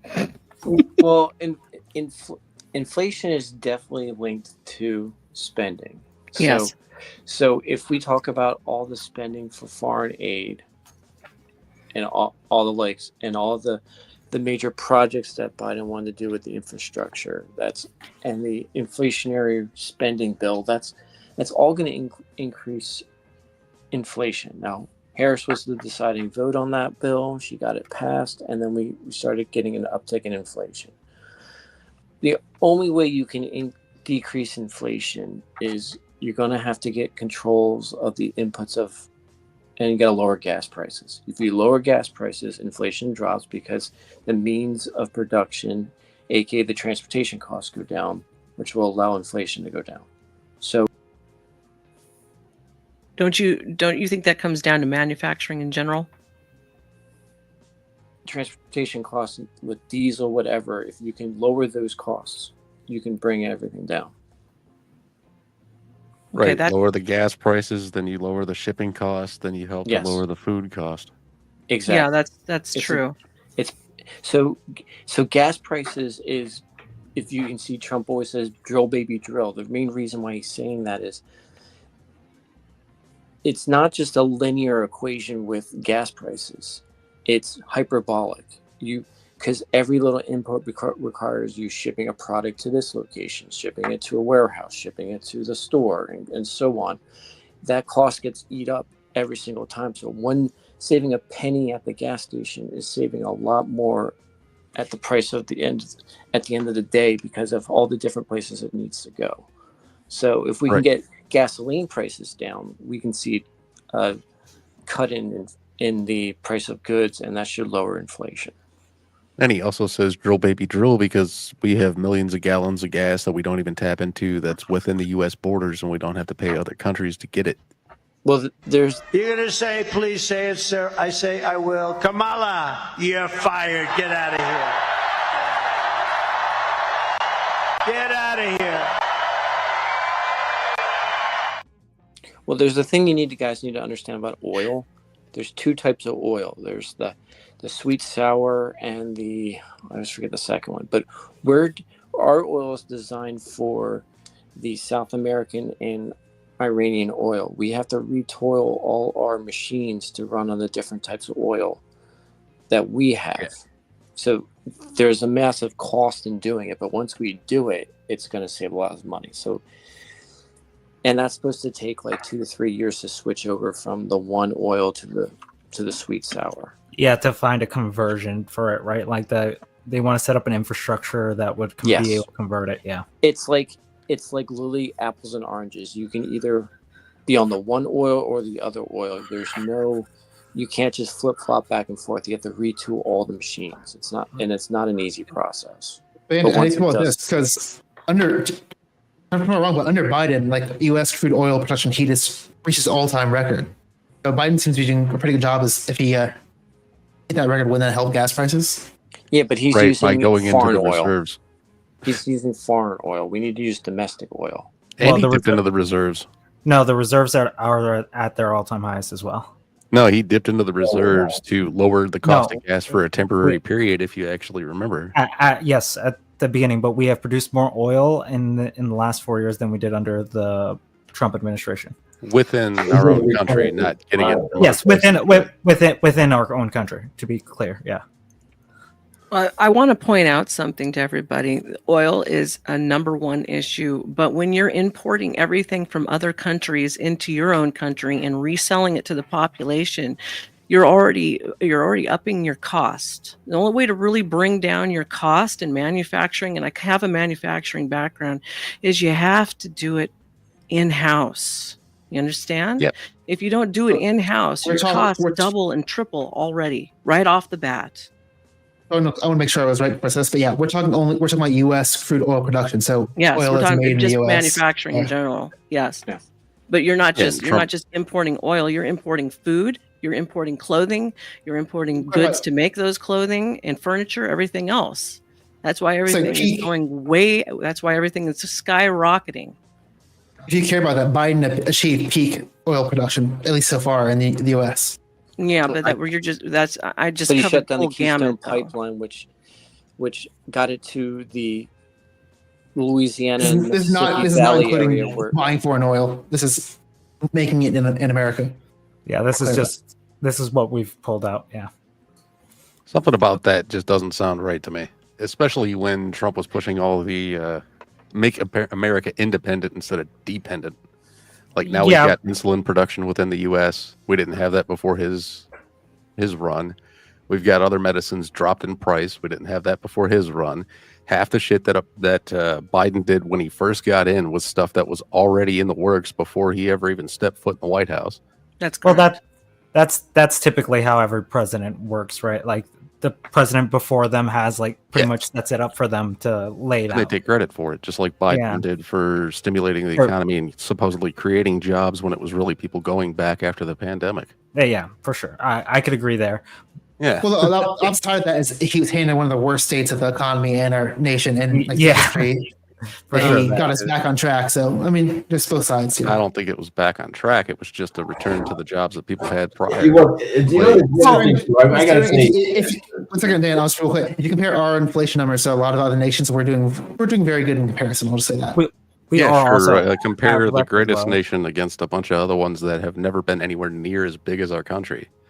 That's a good way to do it. Like, let's go with everybody else who's way under us and has been since the start, and let's compare ourselves to them, and then we can say we're doing good. But we look compared good to on ourselves. And the other thing too is that the United States, the dollar is king. You know, if the dollar wasn't, well, I think you're missing. Is what impacted the economy was a global pandemic. So it makes sense that the whole globe would be impacted by that, and every nation would be impacted by that. And it probably would be fair to compare us to other nations in that context. You compare our nation to our nation, not other nations. Well, even comparing. So how were we doing before Biden? Before the pandemic? Before Biden? We were doing pretty fucking good. Yeah, but and then all of a sudden, towards the end of the term, all of a sudden there's a pandemic. Why would you compare a society and economy to a non-pandemic society? Well, you can do that right after a pandemic. Wait, you compare yourself to yourself to see if you're doing any better now as opposed to then. Okay, let's say you can't. But would it be useful? Like, let's say I look at the U.S. economy right before the Great Depression, and I look at the middle of the Great Depression, and I'm like, oh wow, the numbers are worse. Like, what does that tell You could do me? that, or you could purposely keep aiming towards the pandemic and claiming that right at the end of his run that it was the worst it's ever been when you know damn well why. You could just keep doing that, or you could look at it before the pandemic, cut that off the table, take it off the table, and look at Yeah, the economy and everything before that happened. But Trippy, do you know that the inflation number right now is currently at 2.1%, which is like target? That's what you Okay. want to be at. What was it in Trump's third year? 3.5. Really? Yeah. So all the prices were going up, but yet everything seemed to be cheaper. Yes, because he was, again, when you spend out of the Inflation was deficit, at 3.5. you can, yeah. Here, I got something from Politico. Here, let's take a look at it real quick, and then we'll continue. Wait a second, on. we're buying it. Okay. Hold on. Biden sold off nearly half the U.S. oil reserve. Is it ready for a crisis? Biden tapped the SPR last year when Russia's invasion of Ukraine sent oil prices soaring. Now Republicans blame him for putting the nation's energy security at risk. Energy crisis spawned by a Middle East war 50 years ago spurred the U.S. to create a huge crude oil stockpile to shield the country from threats by unfriendly nations. Now the oil lying in half-filled salt caverns along the Gulf Coast is posing a political quandary for President Joe Biden. Biden's administration sold off more than 40% of strategic petroleum reserve last year to help limit rising fuel prices after Russia invaded Ukraine, leaving the stockpile at its lowest levels since the early 1980s. That's fueling Republican accusations that Biden has left the U.S. vulnerable to disruption of global oil supplies at a time when Hamas terrorists attacks in Israel are stoking fears of a wide regional war, disrupting fuel shipments from the Middle East. That's good enough right there. Yeah, and I'm looking at something that says that Donald Trump's inflation rate was 1.9 average from 2017 to 2021. If you go to below 1 point, if you go below 2 points, that means you're at a deflation rate, which is extremely dangerous for the country. No, it depends. Okay. It depends on what's 2%. that. 2% is the target for It was at inflation. 1.9. Some inflation So- is good, so that's why I'm saying 2% is like what you want. Deflation. And you can is explain good if how inflation prices is good. But at its wages go lowest, up. it was at 3.5. I remember looking at it, and inflation has just nearly been dropping since the pandemic. The other thing too, when you talk about inflation, inflation is compounded year over year. Yeah, we're talking inflation was 17%. Okay, everything that you buy right now costs 25 to 50% more than it did before Biden took office. So I don't really care what you tell me about what inflation is and how low it's gotten down to. Yes, but do you understand that? Do you understand that's a separate thing based on a corporation's output, right? That's Right. them trying to make their deficit. That's not Not to that we're not. mention- That's not talking about the government itself. Like that's why I'm speaking strictly government wise. The inflation rate is what's going to be important government wise. Corporations will still rip you off. Don't get me wrong, but that's because they have to offset the cost that they lost during those 2 years of whatever the fuck was going on. Mm-hmm. Yeah, I'm And sure then- Walmart's struggling. Yeah. Okay. I want to ask Sean about that. Sean, are you there? Yes. Yeah. Hey. Okay. What do you think about what they are talking about on the oil and what I just read? Your thoughts on it, and then we'll keep running down the line. I'd like to address this myth that inflation is good and deflation is bad. Thank you. Fundamentally with an economy, what you're focusing on is the increasing efficiency of capital structure, which is a very fancy way of saying that you can create things more efficiently in the future than in the past. That's the whole reason why you invest in businesses and robotics and more efficient, the capital that actually makes things more efficiently. If the future is more efficient than the past, prices should be lower rather than higher. And this idea that that somehow that lower prices in the future are detrimental. I mean, anybody who's ever bought a computer in the past 20 years where they get twice as fast for half the price every couple of years, that certainly hasn't stopped computers becoming a thing, right? People still buy computers. So So yeah, and then yeah, I mean, so the other thing with oil, yeah, that energy is the base input for the rest of the economy, which I know that others have brought up as well. Cheap energy is really the key to a growing economy. That's the thing that underpins everything else. And if a continuation of Biden and Harris would be more of that degrowth agenda that says, hey, you just need to learn to live with less. We're going to give up on the possibility of growing the economy and actually doing more with less. You just have to learn to economize and have things not as good as your parents or your grandparents had it. And I think people just can't take that anymore. They're sick of it. Self-made said, Sean is in for the win. And then let's ask our other financial advisor. Bandit, are you there? I am here. Okay, you're up. Same question. Yeah, he was referencing Moore's law with computers. The key thing is the whole purpose of business is to find inefficiencies and make them more efficient. Otherwise, why are you paying them for a service? So if the goal is to make things better for somebody and more efficient, costs should eventually go down. Because if costs keep going up, other than increasing in wages, that's that little inflation that we're all going to have. But overall in the economy, if things are getting harder to make and less efficient, and there's less stuff on the shelf, because we can all go to the shelves and see, before COVID, there was X on the shelf, and now I can't even find a loaf of bread.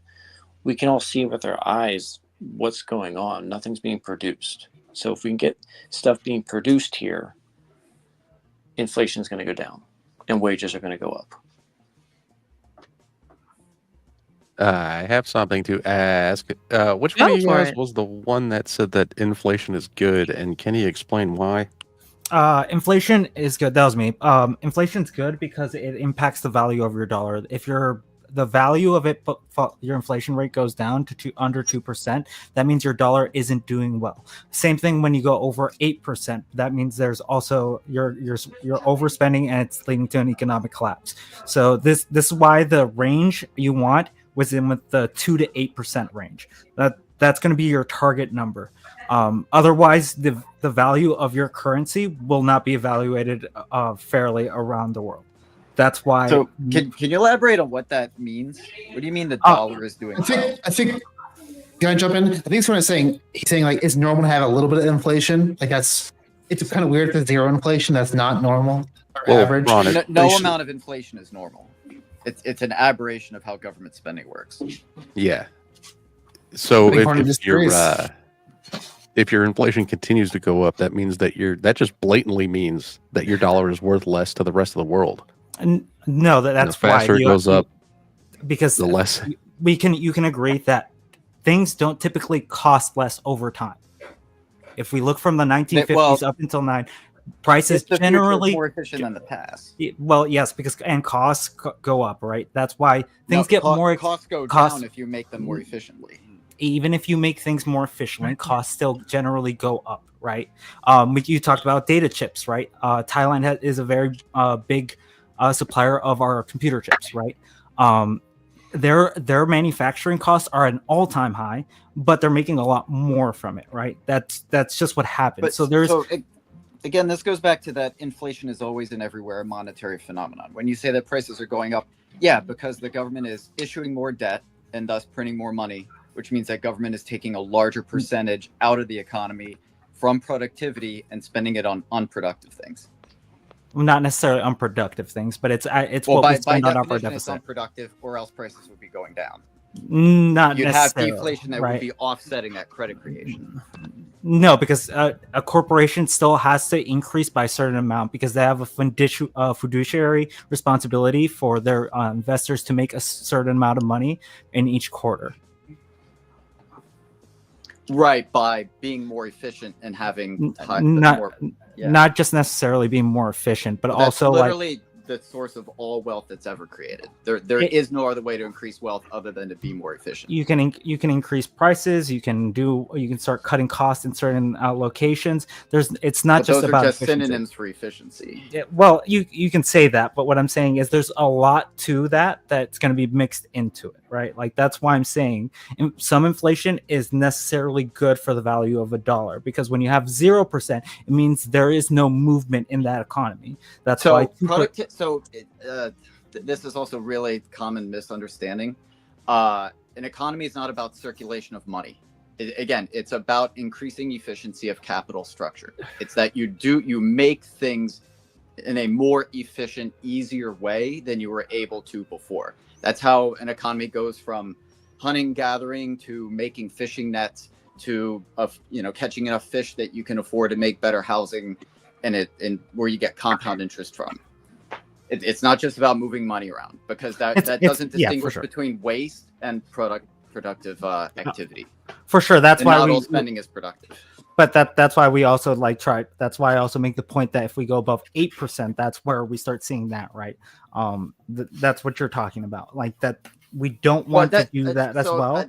I also think those numbers are arbitrary. Well, that's anything what greater than 0 means that you're wasting more than you're producing. Not wasting more. It's just because a certain amount of your economy is going to be held right by the general public, right? That's a lot of people put into savings. All money is always reinvested in something. Either it's consumed, which is a form of waste, or it's reinvested to do something productive. Well, there's no such thing as idle capital. If you are considering the rate of inflation with like let's say a CD that usually gives you like 2 to 3%, right? Where does that 2 to 3% come from? How can they afford to pay that? But that's why, because there's a rate of inflation that they're adjusting for. No, well, you they understand? have to make that money from somewhere. That's why CDs are like trash investments, right? Like I think you would agree that CDs are trash investments. Hello. Well, if it's below the rate of inflation, then the real rate is negative. Yeah, which means you're losing money. You're losing purchasing power. Right. I would say in the 80s they were not losing it. Hold on, gentlemen. Hold on. We have another panelist who just showed up. I just saw you backstage a minute ago, honey. Non-Fawn. Let's add you to the stage. I invited him. He'll add his finance discussion. Very nice. Can we give him a second to introduce himself? Yeah, I'm Non-Fawn. I stream on YouTube at Non-Fawn and Twitch at Non-Fawn420. I know a little bit about econ, maybe not as much as these people, so I'm happy to hear what they think. I know, right? It's a little intimidating sometimes. It's okay, we won't bite. We're glad to have you here. So far, I'm keeping everything nice and even kiltered and letting people get their turns to talk, and then I ask questions and I go down the panel. That's the structure we've been doing so far. Okay. Okay, cool. I'm glad to have you here. I'm sorry you came in a little bit late, but that's okay. That's all right. So let's see. So Sean and Hornet, we're kind of getting into it on the whole, the interest rates and whatnot. Did you guys want to sum that up, and then we'll move it down the line? I was just trying to give Trippy his answer for why I think inflation is good in general. Okay. I appreciate that. Everything woke turns to shit. Okay. No. Is he wrong? No, not usual. Unfortunately, no. We'll go broke.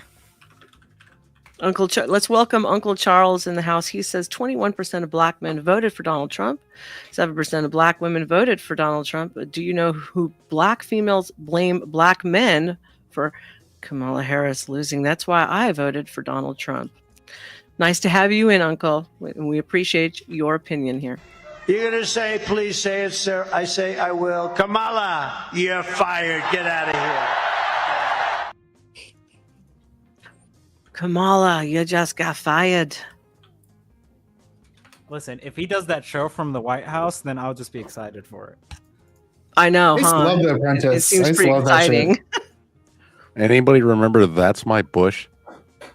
No. No, on Comedy Central? Okay. It was directed by the dudes that made South Park, and it was all about President Bush, and it was like a sitcom with him running the country. It wasn't good. That rings the bell. It wasn't good. Do you guys want to ask each other any questions? We keep the finance discussion going, if that's okay. Yeah, ask a question. So I said this earlier. It seems like there's some disagreement, but was there some disagreement that like a standard inflation rate around 2%, 1% is like normal to have? Like I've seen, again, I'm not an economist, but it seems like a lot of researchers say like having zero inflation actually is bad. Studies suggest that maintaining zero inflation could lead to permanent reductions in GDP and unemployment by 1 to 3%. It looks like they're always, at least the Federal Reserve is always targeting around 1 to 2%. Yeah, because their job is to divert money from the economy to the government. Yes. I mean, that's like being surprised that the military is pro-war or something, or that doctors like sick people. And that's the Fed's only job, is to divert money from the economy to the government. Yeah, you can also offset the numbers by lowering the money supply. So if you got paid more as an increase in your wages through, a tier bump or something, and you took that money and you paid off your mortgage, you're lowering the money supply because money is a debt instrument, and you're increasing wages. You can technically have a net zero. So there is ways of getting a net zero without, crashing the economy. Well, you also have to factor in all the trade negotiations that the country is doing. You have to factor in the amount of work that's done by each part of our taxes, right? Like we consider like the military and all these other things very important. So like you have to factor that in. And yes, obviously they're going to pull money from circulation to help that out. That's kind of how you run a country. Well, but that doesn't mean those aren't expenses. I mean, those are still for sure. Formally speaking, in economic terms, that's still unproductive activity. It's not generating resources. Now, you can argue that it's necessary or that you need, safety or something, but in purely economic terms, it's not productive. It's still a cost that you're bearing. I would agree with you there. Like I would say that those are costs really in general. When we like spend in our military, we spend on road work, we spend all of these. Those are costs that we're eating, right? So that's generally why you want that inflation rate at that level, so we don't like. Can you tie those two together? Because I'm still real fuzzy on how it's like, Yeah, Sean. I was going to actually ask you to address that, Sean. Yeah. Can you repeat that? So it's just like you're making an assertion, and then it's like, and then something happens, and then thus the result. And that middle part is really opaque to me. Okay, so when we spend out money, right? Like when we spend our money out, like our tax budget, which would be our deficit, right? When we spend that out, that money is generally not being put in quote unquote productive sources, right? We're funding militaries, we're funding aid, we're funding a lot of like different types of things.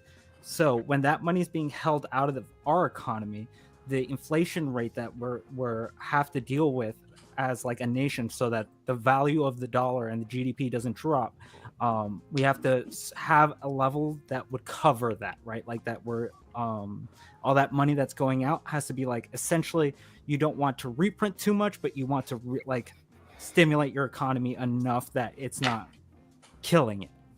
Well, so wait, okay. So again, the idea of stimulating the economy is like a non-thing as well. Why not? Because that's just a form of waste. There's no way to know in advance what productive activity would be. Like that's why you have capitalism and private business, is to figure out where those efficiencies are. It's a problem-solving activity. You can give money to people and they'll spend it where they think it's most productive. You can stimulate it by giving money to people who then spend where they think is most productive. Yeah, for sure. But when the government asks they don't you to know spend... what that is by definition, or else they'd be running a business instead of being in government. When the government asks you to spend money, what it's telling you is, I'm telling you what I want you to use for controlling behavior. So if I make something cheaper, I'm trying to get people to do something. If I'm trying to make something more expensive, then I'm trying to prevent someone from doing something. That's the whole point of spending money and taxing people on things. It's to change behavior. It's not about stimulating the economy. It's all about changing behavior. Now, behavior on one person is like the butterfly effect. Doesn't really do much. But when you do over millions, you cannot predict the inefficiencies of the economy to the point where if I do, play puppet master, I'm spending money and I'm not getting the rate of return that I want. And most of the time when you spend money like this, there's inefficiencies and it's not worth the money that you spend. There's massive inefficiencies when you do it this way because all you're doing is trying to promote good behavior and prevent bad behavior with how you're spending money. Well, I mean, it seems like, like here's just like one example, like in the aftermath of 2008, we did do some stimulus, but we didn't do, for example, as much as COVID. And it took us quite a long time to recover fully from the 2008 crisis. We've never recovered. I put in the chat behind the scenes Peruvian bulls chart of this. Again, the economy has been flatlined since 2008 precisely because of that quantitative easing. That thing that was done it's the reason why everybody feels like they can't get ahead and everybody's depressed and overdosing on opiates is because there hasn't been any real economic growth since that 2008 crash, other than a slight Trump bump. I'm gonna reject that. Like we have this whole phenomenon of what are called frying pan charts, where you can see we were actually below trend for a lot of things after 2008, and then the COVID stimulus shot us back up to the pre-2008 trend. You can see this in, for example, like real consumer expenditures. And how is quantitative easing responsible for slow growth? It's all just other than that you're notionally raising prices through increasing the money supply. Again, the economy itself has been stagnant. Just giving everybody more money doesn't make people more rich. I mean, this is like inflation 101. And that's exactly what's happened since 2008. Yeah, on paper. Sean, can I ask you a dumb question? I literally said real consumer spending, like inflation adjusting consumer spending. And also I want to ask why you think quantitative easing is so responsible for this. But well, so we could pull up the chart, but yeah, I mean, so spending does not create wealth. Let's get that out of the way too. Wealth is created, it's Say's law. Production must precede consumption. You can't consume something that you haven't produced. All wealth that has ever been created in the history of mankind is from increasing efficiency of capital structure. It's only from doing things, creating more with less, that any kind of wealth is ever created. Spending itself is inherently wasteful unless it's engaged in a productive activity that creates more out of it than you put into it. Well, I want to hear why you think quantitative easing is responsible for that, but I also have my own opinions on like the, Okay, well, here's what we're going to do. We're going to finish. Hold on. We'll finish up this part of it, and then I'm going to ask you each a question, and then you guys can ask each other questions on any of these topics that you want to readdress. Okay, go ahead. Go ahead and finish your thought, and then we'll move on to the next segment. Me? You want me to finish it? Yeah. Okay. Yeah, I mean, like, I my own opinions on like the reasons to stabilize effective demand. Yeah, I think that's probably good to calm the animal spirits to keep investment stable. But also, I do want to eventually hear why he thinks quantitative easing is responsible for slow growth or whatever. Go ahead, Sean. Because, so demand is infinite. You don't have to stimulate demand. There's unlimited demand. People always need more. It's a matter of the efficiency of capital structures. And if you maintain inefficient structures by subsidizing or bailing them out with easy credit, there's no opportunity for new entrants to create more efficient structures. They're basically crowded out. Okay. All right. So now I've got a question for each and every single one of you. And we're going to start with you, Sean, because you're the closest to me. And then we're going to go to Trippy, Hornet, Shane, Princess, Non-Fawn, and then Bandit. So who thought that the racial rhetoric from the left was, like the whole, like, you're not black if you don't vote left or Democratic? How do you guys feel about all that? You first, Sean. So this has been the problem basically since in the so-called mainstream since 2014 of the Great Awakening. But I think a lot of this is a knock-on culturally from the 2008 Great Financial Crisis as well, is this rise of identity politics. I mean, that's where it started. You know, I mean, we've had previous discussions about how Gamergate was kind of a ignition point with that. But that shift in politics post 2008, focusing on identity and conflict within that is the source of that. Okay. And Trippy, your thoughts on that? I was on mute. I am sorry. It's okay. I would agree with that. I think that the identity politics started, rearing its ugly head back when Obama was running for his first term, and it seemed like a lot of people had that mindset of, if I vote for this black guy, then I won't be looked at as a racist anymore. So to add on to that too, Obama in I think campaigning for his second term did send out what's been called the Dear Colleague letter. Basically, he sent, under his office, sent out a letter to all the universities that receive money through the Department of Education, who get student loans that are backed by the government, saying, particularly through Title IX, that, hey, if you don't ramp up the wokeness, we're not going to give you government subsidies. And academia is woefully dependent on those student loans it's a patronage network. That's how they survive. So they complied. They followed orders and ramped up the wokeness, and that's kind of what sparked off, kids going to college and getting indoctrinated in that. I believe you are correct, and there's a lot of indoctrination coming through colleges when people are like, "Oh, if you're a liberal, you're good." It seems like that's been being pushed a lot too. You're in the club. You're in the club. You're in the exclusive club called anybody who has pink hair. And anybody who thinks they can just choose what they are, I mean, I've been identifying as Batman all my life, but nobody's given me $1 billion to make it true. Can I be Catwoman in the cool outfit with the whip? You could be Catwoman. Hey, it's 2024. You can be Catman if you want to. No, I want to be Catwoman with the cool heels and the whip. All right, Hornet, your turn. Same question, honey. I think identity politics have always been ingrained into our politics since pretty back in the day. We can look just at the JFK election, right? The mere fact of him being a Catholic was this real sticking point for a lot of people. I don't think the rhetoric is helpful at all. I think the left should really drop it at this point. But I think identity politics is just kind of something that is ingrained into who we are at this point. So it's kind of a difficult thing to pull out from, like Trippy just said, most people see liberals as pink haired, whatever. So it's that both sides engage in it. It's just something that either we're going to have to drop or the left is going to have to adopt and stop being so elitist about it. Okay. Shane, are you there? Yeah, I am. I agree completely with that. You completely... I think it hurts them. It hurts them. Yeah. And you can even see it echo in Hollywood and other places as well, because they want to pull that same stuff too. A whole bunch of lib... Oops. When sorry. you call when you call a black person, a white supremacist for voting Republican, you got problems, There's no... Who said that?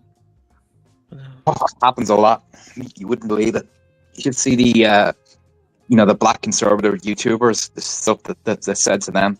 There was there was a guy yesterday on the reaction to the election was calling them all the C word, the C-O-O-N word, and they're a little called animal, Oreos is another one that you hear a lot of, and or even Biden. Remember Biden? If you don't vote for me, you ain't black. Weirdly enough, that worked for Biden more than it did for Kamala, and I don't know why. I think people were tired of it. I hate to both sides of it. I do think it's the issue on the left. Sorry, you want to finish up? I didn't mean to do that to you. Sorry, Princess. Go ahead, man. Shane, were you done also? Yeah, almost. I just think that, when Michelle Obama comes up, I think she's awful. I think, I think they're very divisive and hateful, and the things she says, it's just, she's always ramped. Everything is from a racial lens, Hey, I think. Can I hand you a link for after Sean's done? Sure. It's to a little video, or actually after everybody's done. Because sorry to cut you off, Shane. No, I called him Sean. I'm sorry.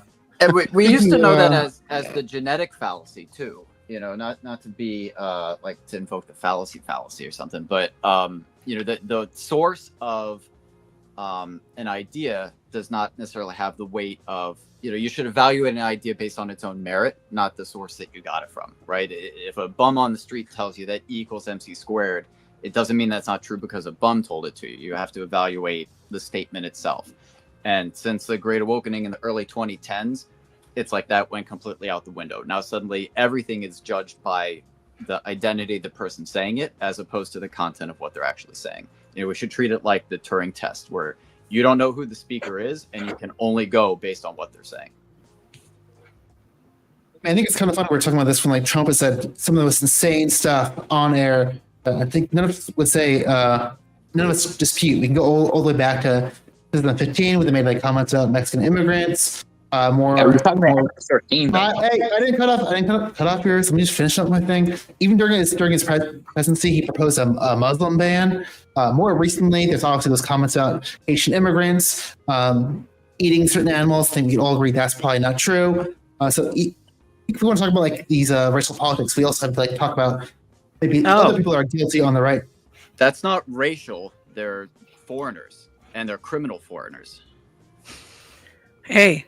Haitian, you think that's happening? Haitian immigrants are doing this? Hold. Obama had a Muslim ban. Don't lose that train of thought. Hold on. Okay, Selfmade put 2 in chat for Process to stream in School of Thought in a banana hammock. A banana hammock? A banana hammock. Had a little comedy break. All right. Lost Mr. Maxer. I get it. We're all feeling Is it a Maxer thing? It might be. All right. Sorry to have interrupted you, but it was funny. I had to read that. And almost wrapping up, I just want to say also why we have a couple of finance people and non-fun here. I would love to talk also about tariffs at some point, but we did just do a finance so maybe we can take a break. Okay. But we got to talk about tariffs at some point. Yeah. Do you guys want to talk about tariffs? Absolutely. Let's finish the one talk first. So let talk about it. Was it non-fan and then Bandit? Yes. And then I think Dan afterwards. Is that the order we're going in? You're the host, lady. Yeah, I think so. Yeah, sorry. I was reading a question coming up on my phone. Continue. What? I missed that. What? That we're going to replace income tax with tariffs to fund the government. First, I think non-fun and Bandit were going to go. Then we're going to do tariffs. Yes. Yes. Okay. All right. Well, then you continue on with that thought, and then we'll talk about tariffs, and then we'll start closing shop because it's getting late. I think some of the identity politics stuff is dumb from the left. It's just like not nearly as big a deal to me as some of the other things the right does. So that's And I also think people probably over exaggerate how big of an idea identity politics really is on the left. But that's how I feel about it. But I don't know. I've been alive long enough to watch it, and it's been going on for quite some time, and it's been really exacerbating. And it's been pretty much detrimental on most people because they believe some of it. What do you mean by detrimental? What's the detrimental to their way of thinking, and how they outwardly display what's going on behind the lies that they are being proposed to. Sorry, I'm getting hungry, so my blood sugar. Some people make identity politics itself their actual identity. Mm-hmm. That's detrimental to anybody because you can't separate it from the rest of the world. You can't separate your ideology from your actual personality. I don't want to cut you off now, Fan. Are you done? Or I'm done. Yeah. Okay, I didn't want to cut you off. So I talk with a lot of different groups of people. Most of the people, the African Americans and the people that I talk to, they're sick of being just viewed as their race. They want to know the policy decisions. They want to know what you're going to do for me, not what's going on right now. And that's the biggest problem we're facing right now is they're saying, I don't want to be just acknowledged for my skin color. I want to be acknowledged for what policies you can do for me. And that's why there's so much backlash right now. And Good they point. felt this election, they felt Trump's views were better for them than Harris's. That's the meat and potatoes of the whole thing. Identity politics only works if you're trying to shame a group of people into voting for you. And their term, not my term, I'm just saying, is coming back to the plantation. That's how they view it. You're trying to get me to come back and vote for you, to shame and vote for me. That might have worked in last election. It's not working now. So the game has changed, and people are going to have to adapt. Good point. Good point. All right. Now, Princess wanted to talk about tariffs. Are you guys prepared for that? This is the part where you guys get to ask each other questions. Oh yeah, I'm down for tariffs. Okay. Hey, All we right. want, Let's like, let's the start with section- let's see if Dan is still there. And if he's still there, we'll ask Dan about tariffs. And he got dropped earlier, and I apologize for not seeing it right at first. Oh, that was partially my fault. I was clicking on a link and ended up still leaving the page. Actually, I wanted to follow up quickly on the differences of what all these people are saying on identity politics. Identity politics was created by the Democratic Party in order to project upon to their opponents by fear mongering and everything else. The thing that I admire about Trump is, for like him or hate him, is that he is so much not a politician, and he is he's like the guy that he's like the epitome of the ultimate troll. And every single time somebody goes at him, he reverses it around on them and throws the same thing back in their face. And then they turn around and go, "Oh, how dare you say that to me?" And it's hilarious because the identity politics people will say, "Well, how could you say that? How could you be that mean?" And they take cherry pick words that he says in a sarcastic way and use that as like, "Oh, this is what he's going to do." And then when he says something serious, they turn it around and go, "Well, he's never going to do that." And it just makes me so upset. And I think a lot of people, quite frankly, have caught on to that and said, "I'm not even going to listen to what you people have to say anymore. I'm going to look at what's right in front of me and pay attention to what life is and what reality is, and go, oh my God, these guys have been snookering me all along, and now I'm waking up." And not to say woke people couldn't be woke, but I think even the woke people are waking up. But that's my opinion on that whole thing. So okay, take it or leave it. As far as the tariffs, honestly, I think there's arguments on both sides on tariffs, but I do think that the tariffs are a good thing, and the reason why the tariffs are a good thing is because it's going to even even the level. Like we were talking about this last night, where when you can't compete with a country that doesn't follow the same rules of a capitalist environment, right? There is no capitalism in China, but we have businesses that associate themselves in China, that they use whatever means is necessary to make the best or the cheapest product and to compete. And that's how capitalism works. But the problem with it is that you can't compete because, and the reason why you can't make anything in America anymore is because nobody is willing to work for 80 cents an hour. You're just not going to do it. They'd rather be on welfare and make $35,000 a year doing nothing, because that's what your options are. And it's sad that our country has gotten to that. So in retrospect, if we have to shove this down their throats, and if we, at the flip side, to say something that I think Sean was talking about earlier, and that's building up an infrastructure in the United States again. And I think this is one of the things that Donald Trump is trying to do, is create production. We're manufacturing.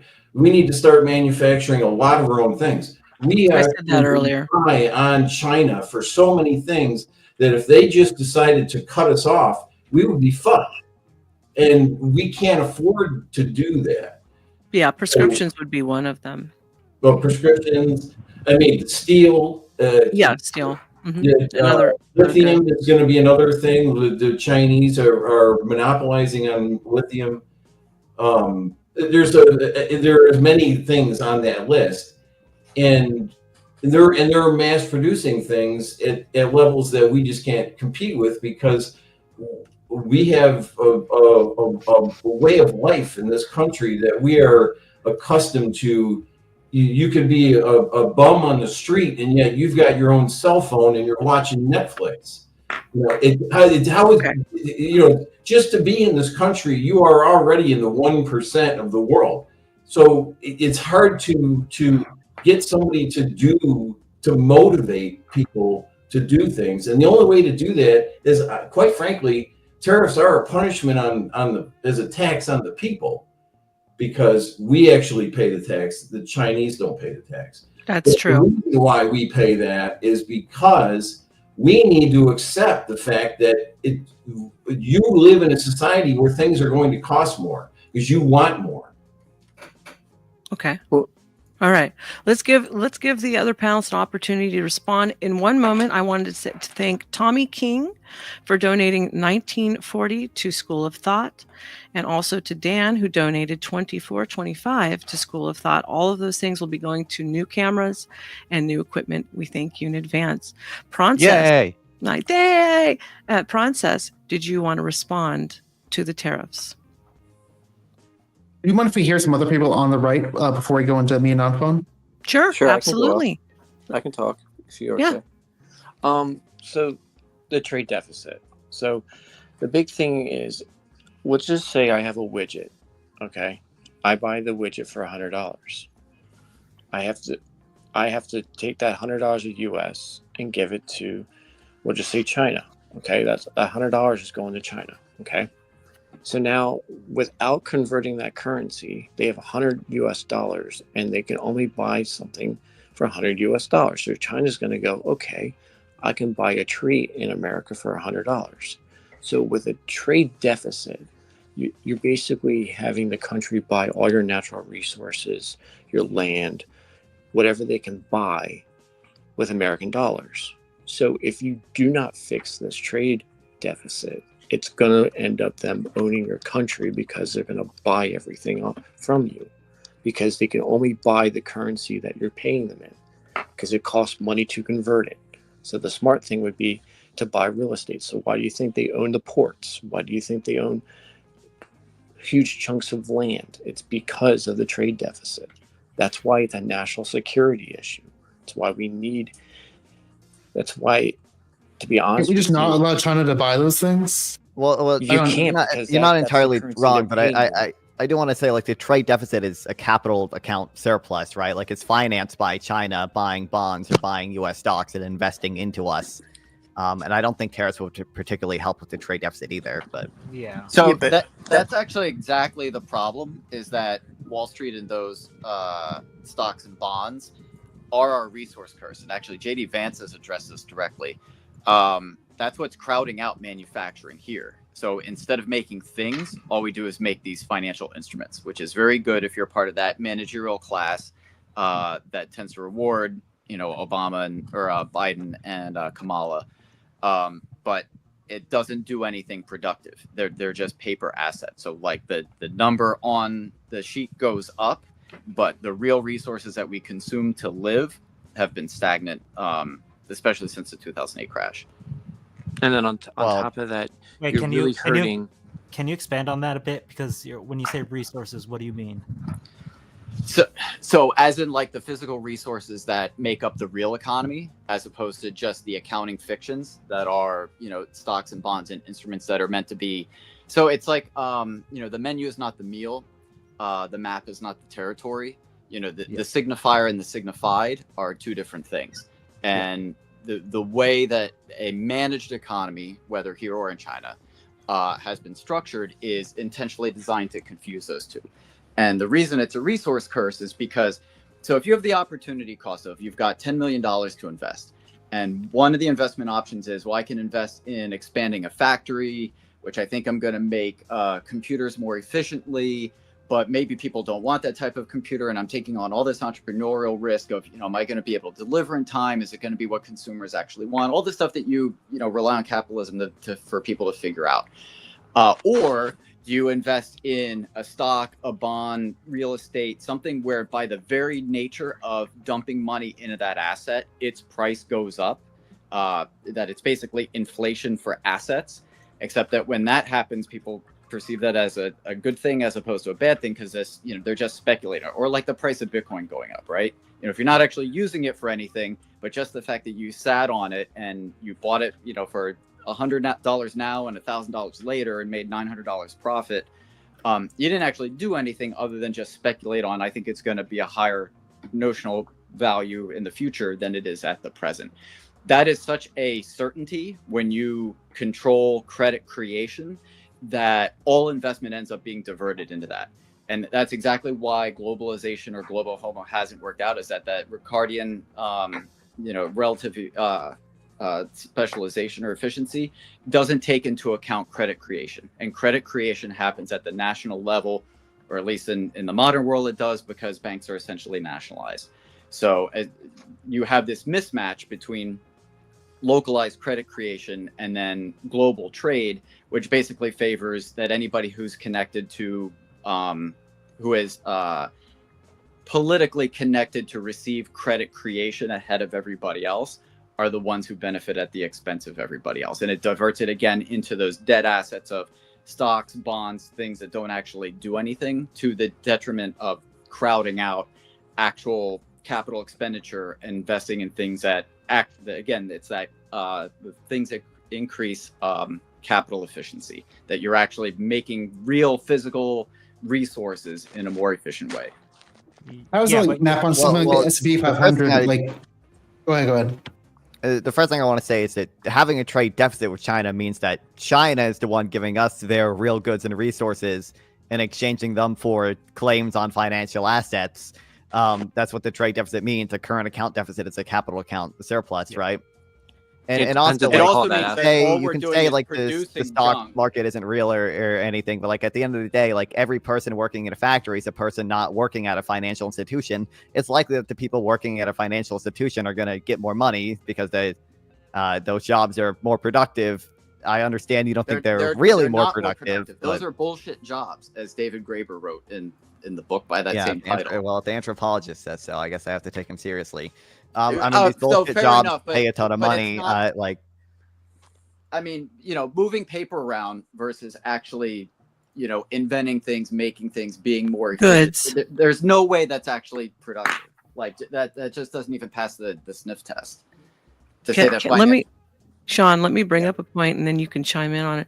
Let me tell you right now, as a business, anytime that you depend solely on another supplier for goods that you need, you put yourself in the danger zone. You should always have more than one supplier, but the smartest thing to do, considering we're talking about a country and the health of a country and the people inside of it, is to be solely dependent on what? Yourself and your own production. Go, Sean. Can I go real quick on that? Just sure. How do you account for certain things like cobalt, silicon, things that we can't manufacture in America because we don't have the resources for that? Like we don't have cobalt mines, right?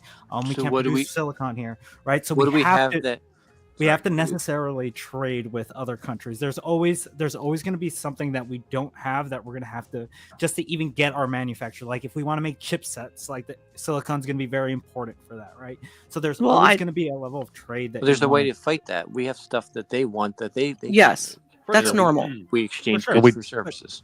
Yeah, we do have the silicon to produce chips. Idaho. Not enough, Trippy. We have limited amounts of silicon in the U.S. Or the other thing you do is you silicon. You mean the stuff that sand is made of? Right. What have about the plenty. blue? Wait. But It's what the about like same. blue collar jobs and stuff like That's roads, what I was trucks, gonna get up iron next. workers? I mean, Yeah, for sure. getting minerals and stuff out of the earth is fine. It's okay to trade with people. It's also okay to go someplace and start mining for yourself. Hi, China's doing it. But the point is, what I'm saying overall, like most of our prescriptions and stuff are made overseas in China. That's a big fucking red flag. Sorry, I just dropped Yeah, that. it's a big red flag. Is I deny that universal tariffs on literally everything is the best way to fix this. Like, for example, semiconductors are a very strategic industry, very important that they're made here. Right now, semiconductor production requires equipment that can only be made in the Netherlands. The Netherlands is a good ally of ours. I don't really have an issue if semiconductor equipment requires equipment from the Netherlands. But universal tariffs would tax that equipment from the Netherlands. You're actually hurting U.S. semiconductor manufacturing by tariffing steel. What about that equipment can only be made in the Netherlands? Is it made of some material that only exists under Dutch soil? They're just the only one of the factories that have it right now. Yeah, but that's the point. That's the problem. Is that those factories should be here within our borders. Yep. Do you want us to be entirely self-sufficient, or can we rely on our allies for at least some the world things? that can have autarky. We're like so overpowered. So to be clear, your position is that you want us to be entirely self-sufficient. Why not? We would be if we chose to. We're the only country in the world that could be because we're so big and because we have so many natural resources here. I don't care if we could be. Is your position that you want us to be entirely self-sufficient? Is that your position? Do you think that maximizes economic welfare for the U.S.? Yes, it does, because you're increasing job production all around by 100%. And that was going to be my next point. Yeah, actually it is. Wait, Manufacturing that is. tariffs protect jobs at the expense of Tariffs other do jobs. not You protect acknowledge jobs. that? Tariffs No, do they not don't protect protect that we jobs. do a straight They up give jobs to tariff people either. that can't You don't you tariff that are things. non-college educated. So you have jobs. You have two career paths. You have the college route, and then you have the trade route. Okay. If you increase the trade route, you're giving people that don't have to go to college now, that are stuck, instead of having to be a truck driver, they can do manufacturing jobs that are very high paying. We're talking, you could be starting off $60,000 with no debt, and you don't have to go to college. And the college route increasing educational attainment is a way better way to fix that problem. I don't want to give up the gains from trains and trucks run the country. I know you gentlemen do realize that, right? Trains and trucks run the country. Sure, I fail to see. They're not going to be electric in 2 years. They can't be electric because you can't have the that was a liability huge to thing, sue man. someone in an They accident. were trying to say, "Oh, we need to switch from gas to electric." What we need to do is we need to find something that can replace gas and still work in the same vehicles. Well, there's That would be nothing a wrong. fix There's that would nothing actually wrong with fucking gas. work. See how this But is that's particularly the relevant same- to the tariff conversation. Wait, that's the same argument that they're using, Well- that we need to become self-sufficient and actually produce some manufacturing. But they Don't look smug at me, kid. How do you Also- do that? How do you do that within 2 years, right? Like we can't become self-sufficient immediately, right? That's not And then physically possible. I don't even think I'm not tariffs are saying- a good way to become self-sufficient, because, like, if, for example, Trump's steel tariffs didn't actually help American manufacturing. It probably protected 1,000 steel jobs and lost 75,000 other manufacturing jobs because we they actually had decreased decent- exports. We actually had tariffs during the 80s. That's what kept the steel industry alive. You pull the tariffs and then they fall apart. The other thing Well, is at the expense of other jobs, though. It kept the steel industry alive, but it probably hurt a ton of other people. no, But those because other jobs are bullshit jobs. They're not actually productive. They're just You can call them managerial bullshit office jobs. where To people tell the circle accountants jerk to each lose other. their $80,000 a year accounting job at the New York Stock Exchange. Tell them that's a bullshit job when they're now unemployed and have to work in a dirty factory making $50K a year. You Yeah, can the I'm very sure they'll be much disdain that happier you knowing that have they now in don't have a that bullshit statement, job. as if working in an office is more noble than working in a steel foundry, is exactly the issue. Yeah, I working in finance, I'll be the first to tell you those jobs are all bullshit, man. They don't really do anything.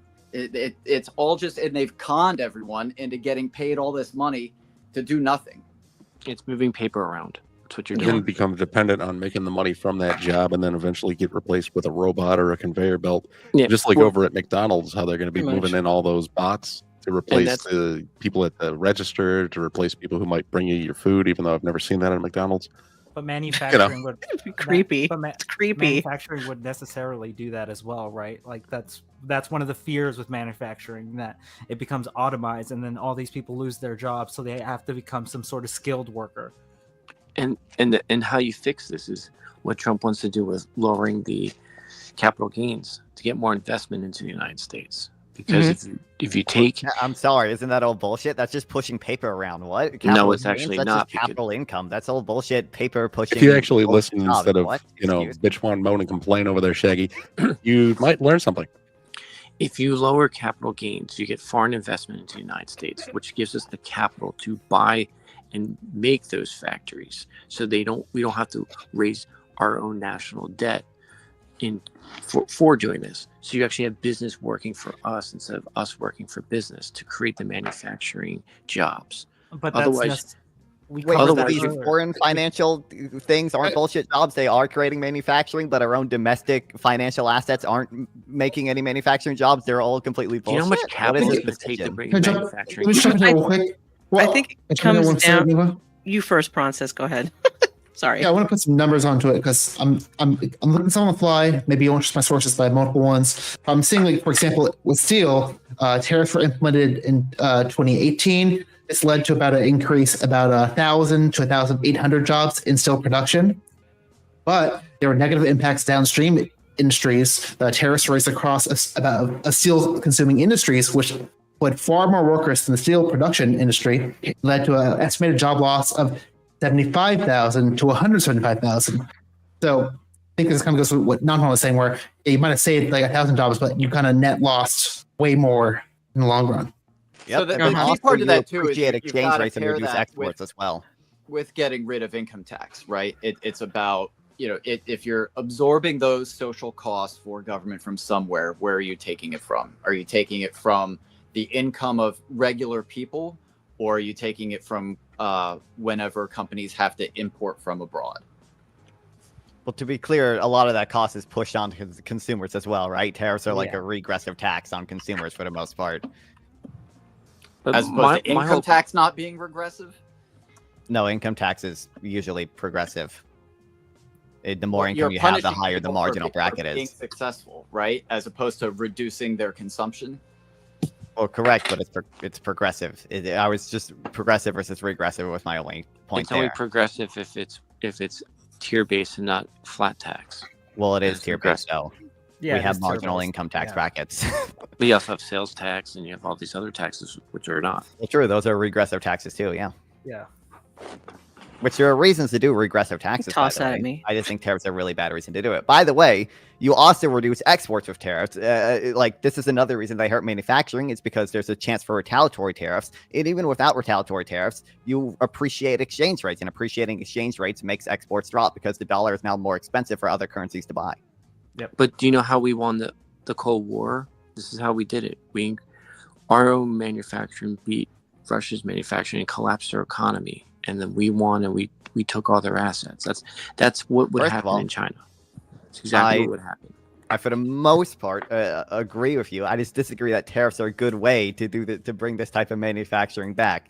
Like, I do believe it's not great that we rely on China for a lot of things. I don't think that's good. That's why I'm even in support of some tariffs on China. But universal tariffs are absolutely not the way to solve this, especially because we're not going to beat China in a go-at-it-alone strategy. We need help from our allies. We don't want to hurt our We're allies. already beating tariffs as China. well. China can't even build a building. Have you seen their construction? Yeah, Well, but people want to make China out to be this big, scary fucking place when it's not. It's just a bunch way of more bullshit. ships than us. But that's Have you because ever of watched the movie The Interview? Wait, Trippy. That's because of safety regulations. Those are going to be. That's a whole Yeah, whole different- faces of buildings falling off into the street is Yeah, because of that's- safety regulations. Yeah, they cut out a lot of safety regulations in China that actually makes the buildings less stable. So Right, it's- which it's shows that about they don't fast have the growth. money to keep them up, right? No, it just shows that people are cutting corners to make themselves look bigger than they actually are. But why would Like, they I cut agree- corners if they didn't need to save money? I agree with you that China isn't the big Yeah. bad boogeyman. Like, I agree with you Right. there. But what I'm saying is that specifically, that particular part is just because of safety regulations, because they actually are cutting corners to make themselves look bigger and grow at a rate that they can't sustain, right? But I agree that universal tariffs should not be the way we go about things. Strategic tariffs have always worked very well. Like, again, if we tariff China because they're tariffing us for like 45%, that's not necessarily a bad thing, right? That's how the tariffs are used as bargaining chips. But if you put a universal tariff on everyone, you're pretty much putting everyone in a position to be like, okay, I have to tariff you back to make this money back.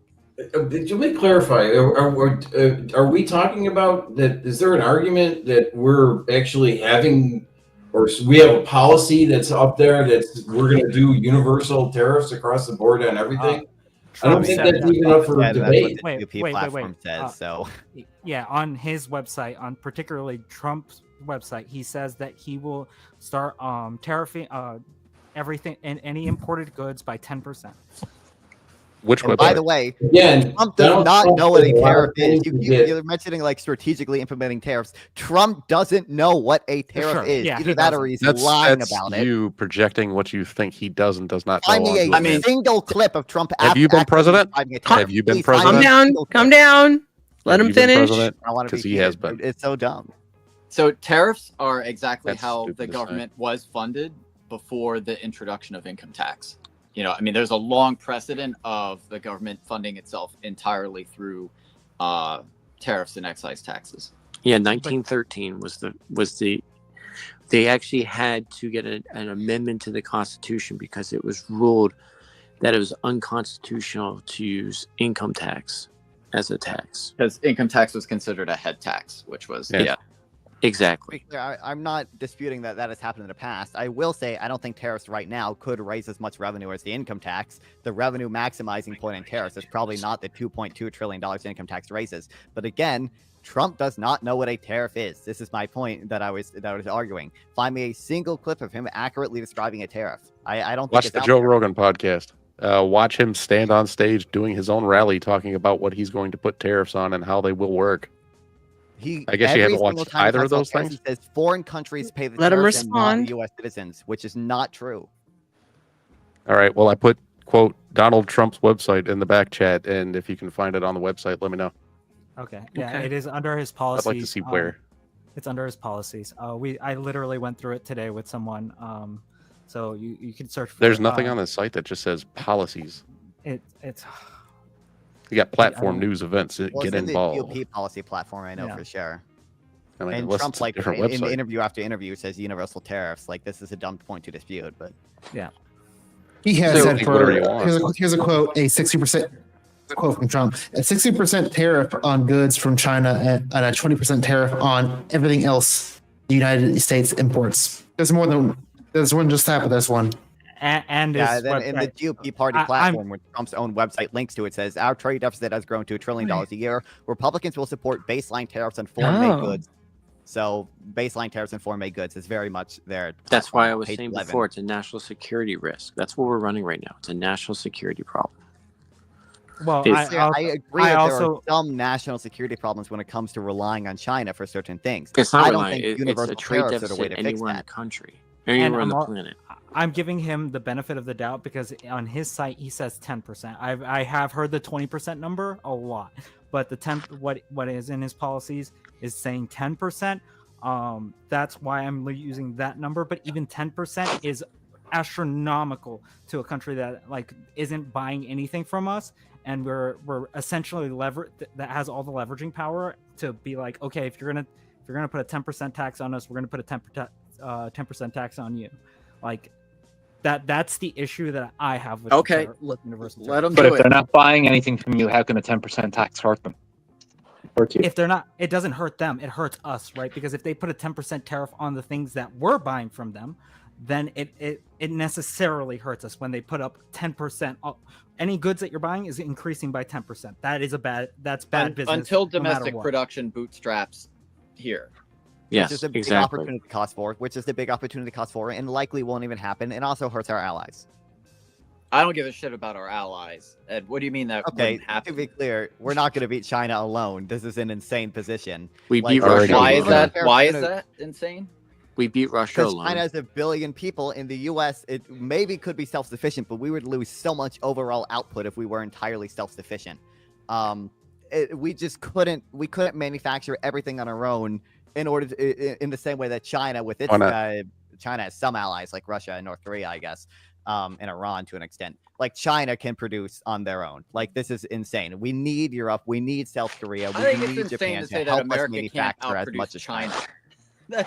I mean, look at the size of China and look at the size of America, and the creativity and the level of sophistication that we have compared to China. I mean, if China has done it for them, the idea that we couldn't at least match them, let alone supersede them, again, just like that prima facie, that doesn't pass. It's just incredibly pessimistic China doesn't about work. America's China doesn't capabilities. work alone though. That's what he's pointing out. That China, China. first of all, has China just has more people. Like they're gonna have an absolute. Why are you crying? Yeah, they Okay. also have Iran, North Korea, and Russia, which also have manufacturing bases. That's again going for other places, just specifically for gas and resources that we could build quite a bit of it on our own. We're not going to be 100% self-sufficient within a few years or anything like that, but we don't need to sit here and kowtow to other countries in order to get what we want and then blow a whole shit ton of money on those countries instead of what's happening in our own turf.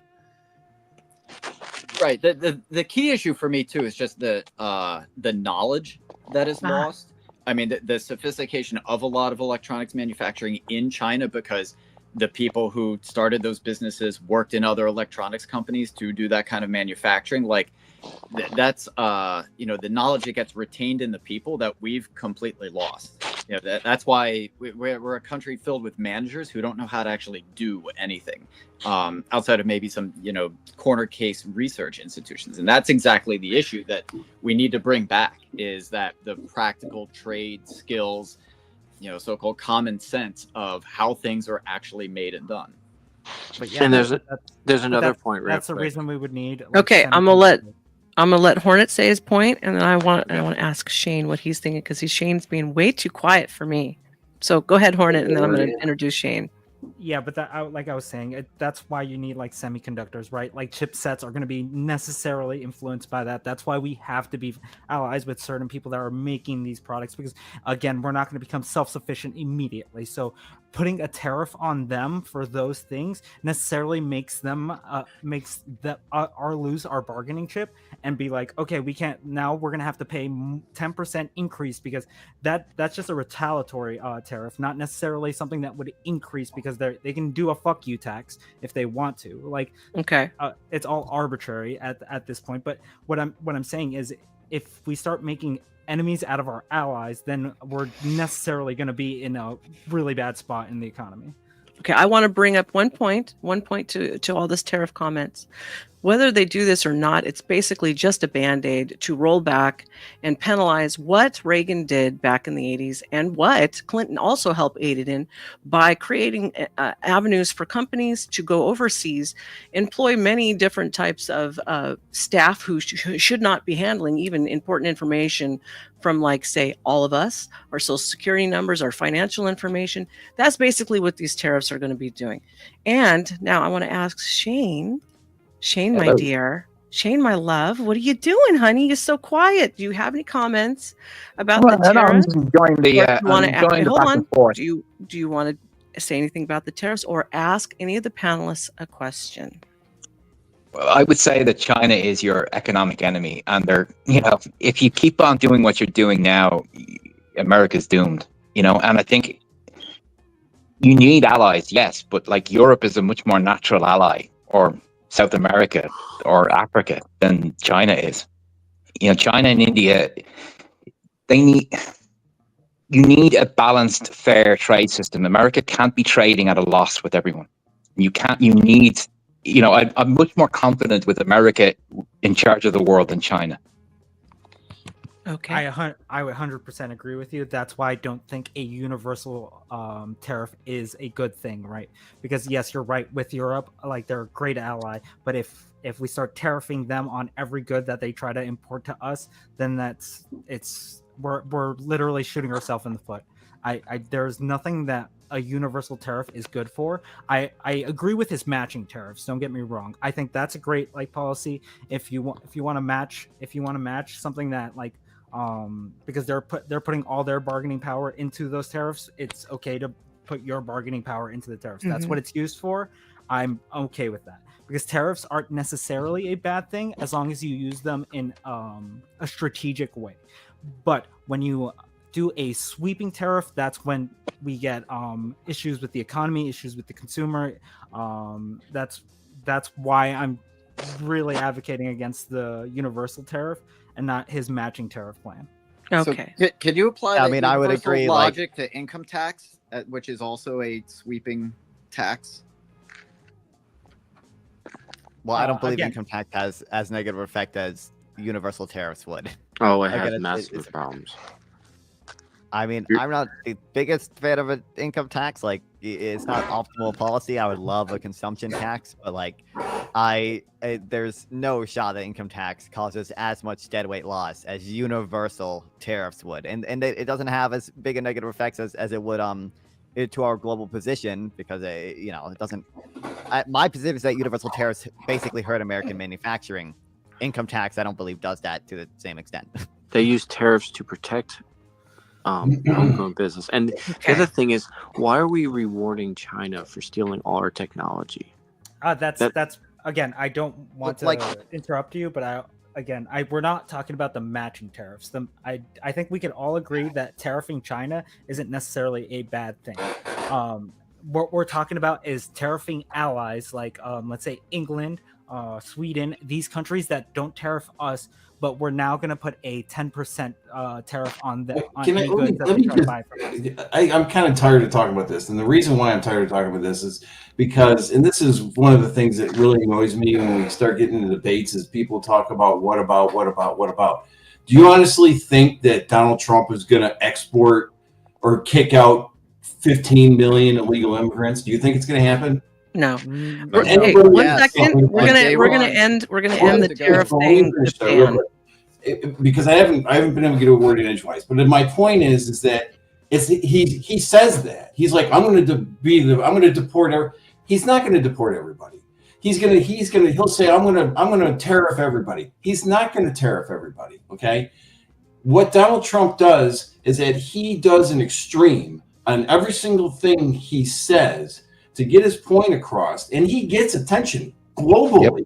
And every single thing the guy says, and he doesn't always do what he says he's going to do, but he always does almost everything he said he was going to do, because that was his plan all along. So I mean, you can sit here and say he's gonna be a dictator or whatever else. None of that stuff is going to happen, guys. I'm just telling you now. It's just not going to happen. We live in the United States of America. We do not live in Nazi Germany. It's never going to happen. Just to comment on that real quick, tariffing power typically and traditionally has always gone to the president, and the only people that can stop it is the U.S. Supreme Court. Cool. Okay, hold on. We're gonna stop with Dan on the tariffs thing, and then give Dan an opportunity to ask anybody else on the panel a question. Go ahead. It's a scary thing about some of the things that I could ask, but we've been talking so much about economy and financial theory. I'm more concerned about really what Democrats think is what this huge fear is that they think is going to happen, and why do they think it's any different than what Donald Trump has already done? I mean, he's been in office, right? So you all of a sudden you think he's going to do something different this time, and if you can say, oh well, he's retribution against being attacked by everybody else, but if you watched the stream yesterday, I explained how that's not. He doesn't have to do anything with that. That's going to happen naturally.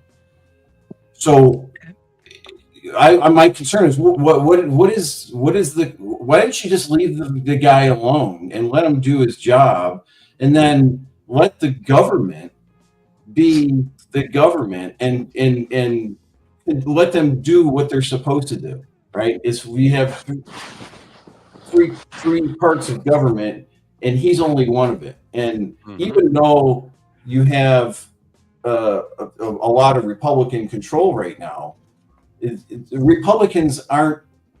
If anything, they're far more fiscally responsible than the Democrats are.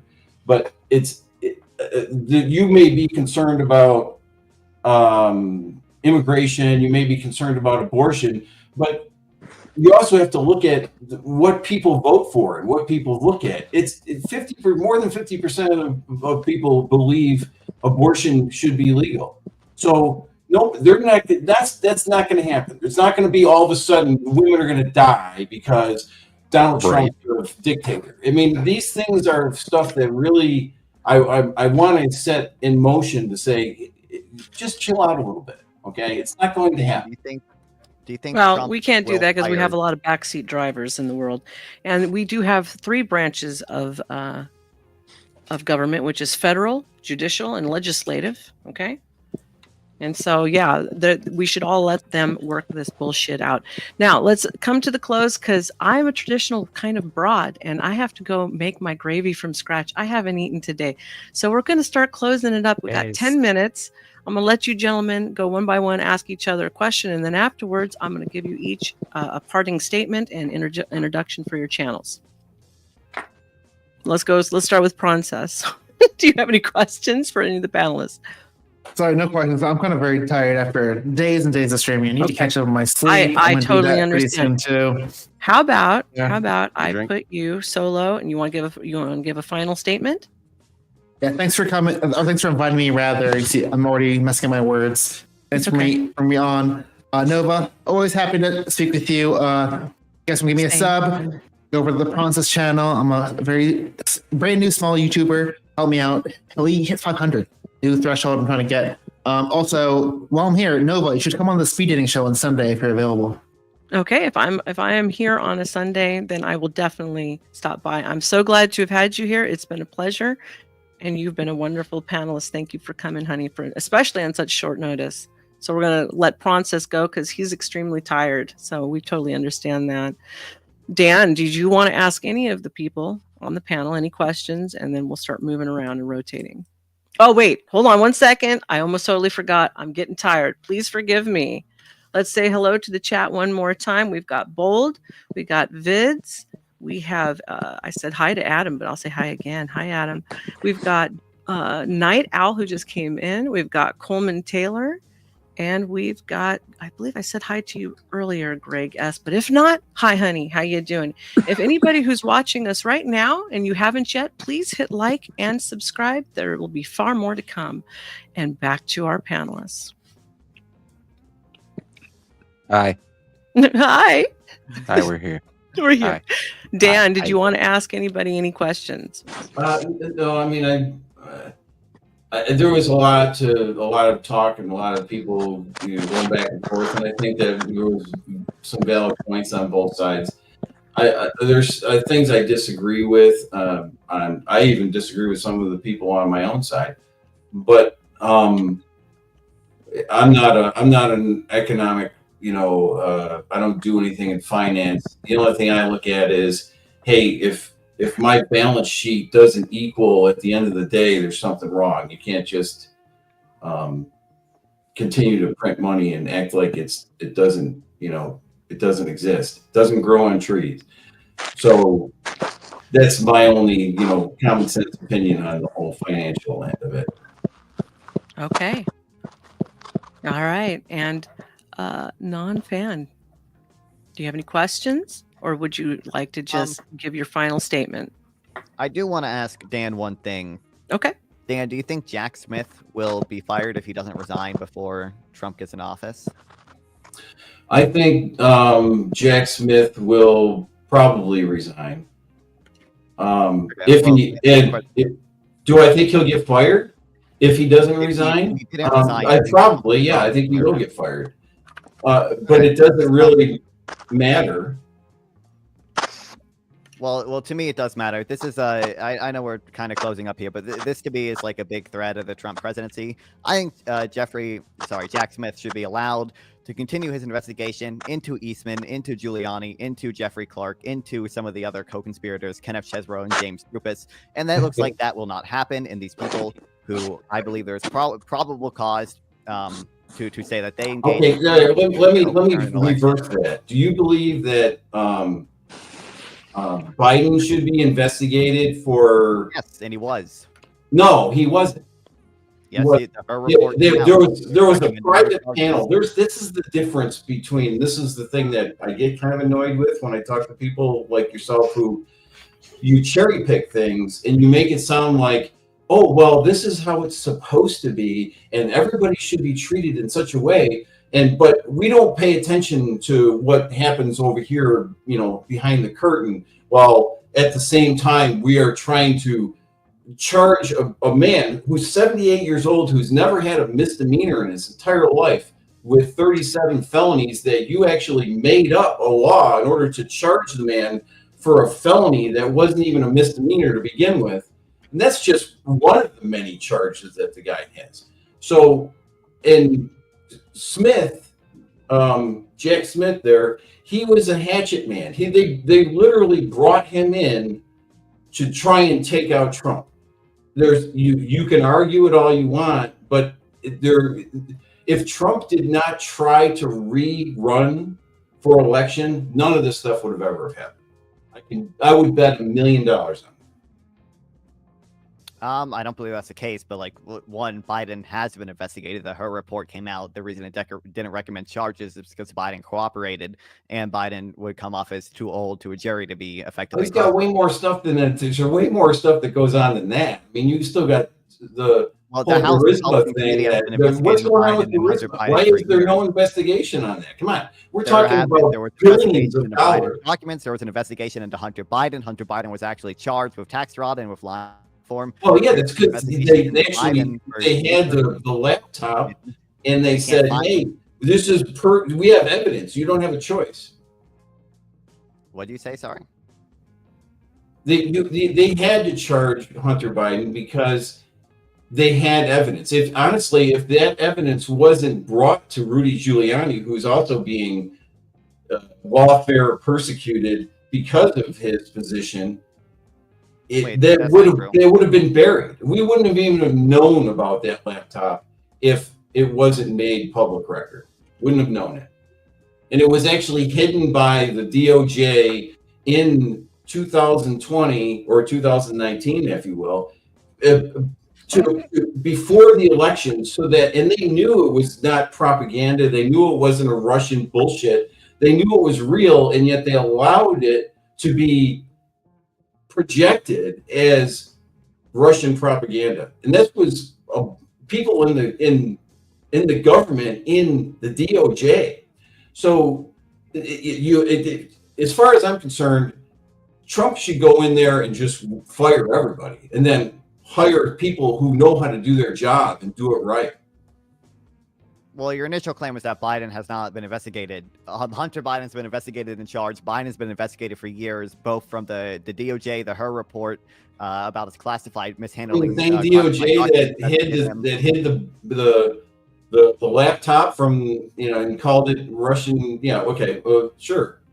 We'll go with that. Okay, well, it seems like you agree that Biden's been investigated. So, that was just a point I was trying to prove. Okay, again, you're trying to you cherry pick your facts. So I can cherry pick facts too and throw them back at you, but it doesn't really matter. It's all about opinions.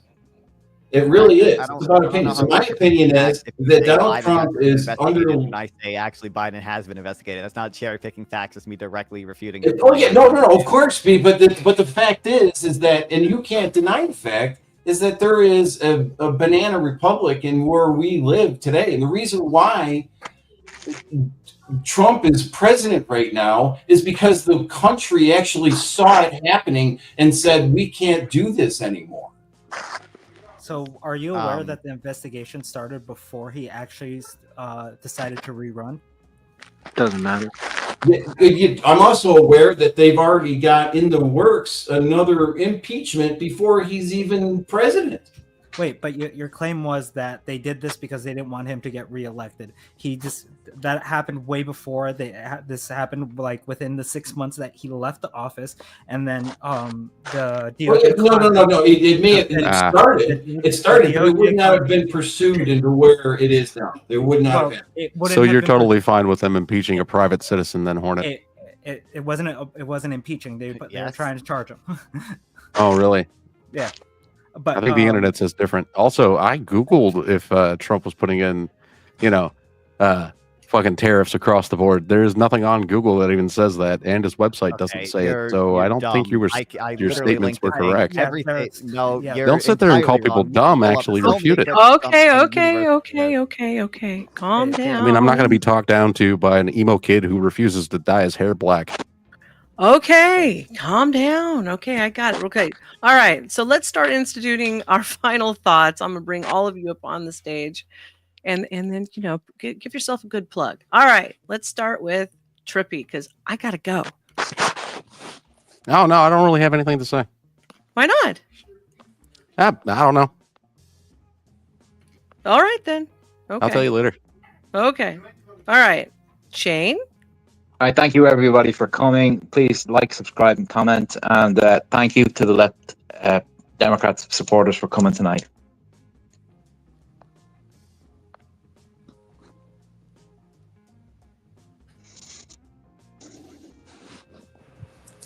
Thanks everyone for having me on. Really appreciate everyone's input and having some time here. Keep an eye out for my forthcoming book on the managerial revolution and publicly traded securities. And yeah, I'll see you in the next one. Thank you so much, Sean. You've been a pleasure tonight. And Trippy, also a pleasure. And Shane. And let's move on to Hornet. Thank you for having me on. I really appreciate these conversations. I think they're important to have. Go sub up to Avoided Hornet. I do politics sometimes, and then I also do video game stuff. So check it out. Thank you for having me on again. Very, very cool. Look forward to checking that out. We'll talk about Paths of Exile or something later on. Okay, wink, wink. Okay, hey, all right. Let's go. Bandit. I'd like to say thanks for having me on. The discussion was mostly civil, which is great, especially in this day and age. So that's thumbs up to everybody. I just wanted to say with closing argument, the reason why his case is dropped is because they'd have to impeach him to try him on a trial, and the likelihood of him getting impeached with a conservative House and Congress is damn near impossible. So that's why he's dropping the court case. But appreciate you having me on, and good luck. Good night, everybody. Thank you so much, Bandit. It was a pleasure. You're always great to listen to, all the financial advice, you and Sean. And non-fawn. I started to say fan, I'm sorry. You're good. Yeah, it's non-fawn. Greatly appreciate being here. You can find me on YouTube at non-fawn, NONFON. I stream almost daily. I do these types of debates a lot. I really appreciate them. You can go watch me debate Timothy Hale at Jan 6 here, or go watch me in the Hippy Dippy Rumble show. That was fun. I guess just like my closing argument, my initial point was that Jeffrey Clark should be allowed to continue prosecuting Rudy Giuliani, Jeffrey Clark, a few of these other people, not Trump himself. I believe there is probable cause of these people engaged in criminal conspiracy to defraud the United States, and now they will never be prosecuted for their actions. That is the threat of a Trump presidency. Thanks. Yeah. Thank you so much, non-fawn. It was such a pleasure having you here. And Dan. Thanks for having me on. I did a lot of listening and not a lot of talking, although when I did talk, I talked loud, and I do talk loud, and I apologize. The one thing I will close on it is don't worry, the world's not going to end. Trump's only going to be in office for 4 years. And you can investigate him all you want, but also pay attention to how the lawfare works. So if you're going to prosecute, make sure you prosecute across the board and on both sides, and don't just do hush hush on one side and nothing on the other. As far as I'm concerned, well, let me finish. As far as I'm concerned, there is, as far as interference and things that happen in elections, our government is probably the biggest offender of that in interfering in elections and on their own level, secondary only to the media and the big tech. All three of those have control of the bully pulpit, and they they change the way people vote based upon a propaganda. And as far as I'm concerned, that's far more illegal and far more worrisome than one guy who fought for somebody else and tried to make a fought against a machine that was far bigger than him. Okay. But, again, that's my opinion. All right. Thank you so much for your opinion, Dan. It's always welcome and always glad to have you on. All right. So from all of us here at School of Thought and all of our panelists, we want to thank you for joining us, everybody in the chat that I might have missed. I saw a couple extra new names pop in. Dude, the face guy, and there was a lady who came in here, but I can't see it. Anyways, if I didn't call your name, I'm sorry. But I appreciate you all for being here, and I hope you all have a wonderful night and a good rest of your work week. From all of us here at School of Thought, we thank you and see you later. Bye. Bye, everybody.